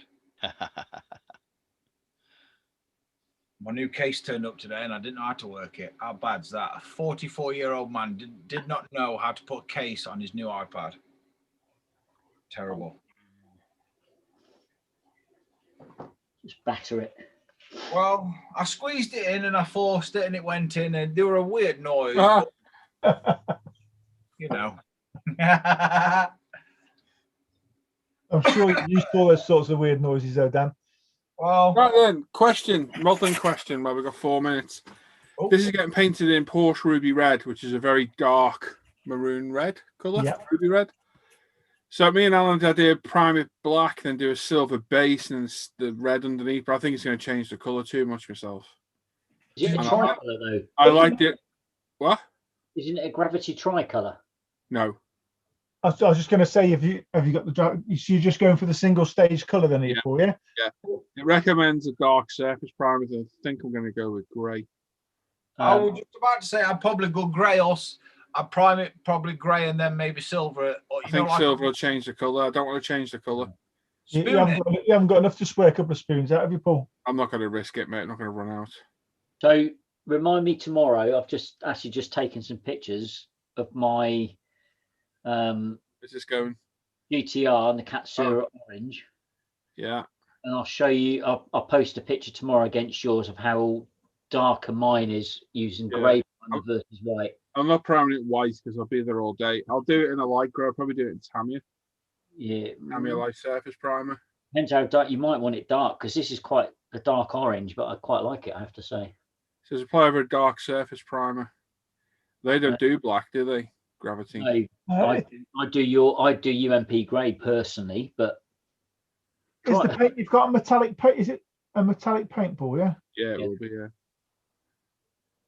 Yeah, their dark surface primer is just dark grey. Yeah, we'll use UMP. You're right. I was going to say try a couple of spoons, but No, I'm not. I can't waste the paint, mate. It's too big a car. So I think you'll be all right with the dark grey personally. Yeah, I will do. And remind me tomorrow. I'll post a couple of pictures, and then you could have a look what it looks like against the Katsu orange. And you can... I'll be honest. There's going to be very little difference between grey and silver in terms of coverage. No, but it's 2 lots of paint. Yeah. 2 minutes, folks. You're down to 2 minutes. I'm going to go with grey. If it was a candy, I'd go silver. Yeah. But it's not. Yeah, it's just different. metallic. Guys, I've got to get the baby into bed, so I'll catch up with you tomorrow daytime. No worries, Tim. See you later, mate. Good night, everyone. Yeah, Later on. Everybody. Good one, mate. Oh, Santo needs a timeout because Santo can't listen when I say one number. Can someone remove all the Santo's numbers, please? I did say it like 3 times, one number. I don't know what's so hard about that. Okay, I'm on it. So yeah, what I've been putting this off for 5 days because after I finished that skyline, I didn't lose my mojo. I just really couldn't be bothered modelling. I've sat in here for 5 days doing. How many numbers did you put in here? All of them. Just Somebody time them start- out. Put them in a timeout. I'll delete them out. You put them in a timeout. No, just time them out and get rid of them. Okay. 1 minute, folks. You're down to 1 minute. Yeah. All gone. Timed him out. I mean, it's not like I said it 3 times. Is it? Yeah. But yeah, this week I've just been potting around in here spraying 50 odd spoons, which made me feel really dodgy because I didn't wear my respirator because I'm an idiot. Well, yeah. Yeah. So, yeah, I've been putting off starting this, and yeah, I've started now. We're in 30 primer. seconds, folks. I don't think pink would be any good for it, do you, for that ruby red? I think it does need a dark. I think you'd be better off with the Tamiya light grey, to be honest with you. It says dark, use their dark, so. Depends. I don't know. This is why I say this is where. Is spraying 2 spoons going to make that much difference, Paul? I'm not And we're doing down it. to 3, 2, 1. Ding-a-ling-ing. Well, if I run out of paint, I've got to wait to get restocked of the paint. Yeah. It's not worth it. Well, if you got a paint that's similar in colour to it, which you could use just to give you an idea of tonnage. Not really. No. Yeah, try, don't worry. I'll go for grey. Players in last at the right minute. Oh, that's not. Yeah, well done, Claire. Oh, Ben missed Clearing out. again. Lucky Ben. Is Claire in? Yeah. Ben's out there on my Every screen. time Claire and Ben are both out on mine. See, Ben's out for me. Claire's in. Claire's in, Ben's out. Yeah, we agreed on that. I mean, I'll go with the majority. So, Yeah. who's got the random number, Jen? Then Ben's definitely out and Claire's definitely in. yeah, Who's got a random number generator for me? I can do it. Do it from last week and the week before. And the week before. I can barely see my MacBook, so. Oh, apparently O'Brien's put that number in already. Unlucky. Might be your night there, Brian. Hello, Brian. Right. So someone's going to click this. This will be the winning number. As always, the 2 people pick the same number. The first person to pick it automatically wins. And if you think there is one, please don't shout out in the chat. Santo, that means don't shout out who it is in the chat. These guys will have a look once another winner. Alan will announce it. So the winner number 4, the £20 UMP gift voucher, which Sam's going to draw in about 10 seconds. Go on, Si. Is 369. 69. 369. Oh. Now then. That could be. Can you stop sharing, Si? I can. Thank you, sir. Oh, he's been rooting through Andrew Callis's stash there. See that? You know, see how you say. Oh, I've lost my train of thought now. There we go. can't even see my iPad, really. I'm just guessing. I nearly said a weird strange word there. Yeah, it's just shut up, you. God. Hang on. Yeah, let's get off there as quick as we can. RS. Hang on. No, wrong word. Yep, I'm still there. John says, Paul, I'll pop in that after and talk to you about the paint. My thoughts, anyway. Yeah, no worries, Don. Thank you. Oh no, that didn't even. That didn't even. I'm agreeing with Alan above, but yeah, I tried to type it. Oh, It didn't work. So, apparently. so that one that you've put, Luke, is that a different one to I found? Because you put a different number. Hang on. No, I had the same as Luke, but No. Luke's got the right name, just the wrong number. no. Luke's as pissed as me, so it makes sense anyway. But yeah, it's the same name and the same number, but Luke's got a different number because Luke's. But there's everyone will get there in the end. Yeah, I think we have a winner. I'm going to murder the name, but there we go. We're just stumbling along, folks. Carry on. Are we all good? Yeah. No. Well. Yeah, I've got a different number. I've put the same number as everyone else did. You didn't. Well, go back and look at your number. Oh no, I haven't. Yeah, fair one. I couldn't even I put the same number in. I couldn't even spell the name, let alone the number. I really There you go. It's fine. Oh dear. Okay, then. I haven't had all day drinks to bull. So, oh dear. Today's winner with a winning number of 370 is Thomas. Is it Dirsk? Thomas. I'd have said Dersh. Yeah. Well done, Thomas. Thomas has been in the Hangouts with us. I think he joined once or twice, maybe. Yeah, I think so. Yeah. Yeah. Nice one, Thomas. If you email me on ismprizeclaim@gmail.com, that email address you'll find in all the non-live videos in the description. If you email me on that with the email address that's associated to your Ultimate Modeling account, and if you don't have one, please open one. I will get that sorted for you sometime next week. Well done. Cool. Congratulations. Jubilations. Yep. Salutations. There we are. I'm going blind by the minute. Yeah. The focus is receding. I don't care. Somebody will wake me up tomorrow, I'm sure. In the back garden. Maybe. Please don't say that. It's going to be a cold night. I don't It's when you're lying face down in the grass and the fox comes over in the middle of the night to wake you up. Yeah. Sniffing places it shouldn't be sniffing. Well done, Thomas. Congrats, mate. Did you just swear, Alan? No. What came over and woke him up? And the fox. Oh, fox. That's your. Keep your mind out the gutter, Simon. Not everyone's a potty mouth like you. Yeah. Justin. Pick it up, boy. Oh dear. Oh dear. Right then, so don't forget we're back on Sunday morning and Wednesday morning. I'll have a Bill video up at some point, God knows when. Dan and Luke will probably be here with hangovers. Yeah. Maybe. Luke's not on tomorrow, obviously, but we'll be back Sunday morning. You want to join the Off-Air Hangouts? You're more than welcome to. You can get the link to join the Off-Air Hangout group and any non-live video. All the links are on all the non-live videos in the description. You can come and join us. Go check out Fantastic Score Modeler Facebook page and forum. umpretail.com. You can get all the products I show in my videos and that, well, mainly sell on there.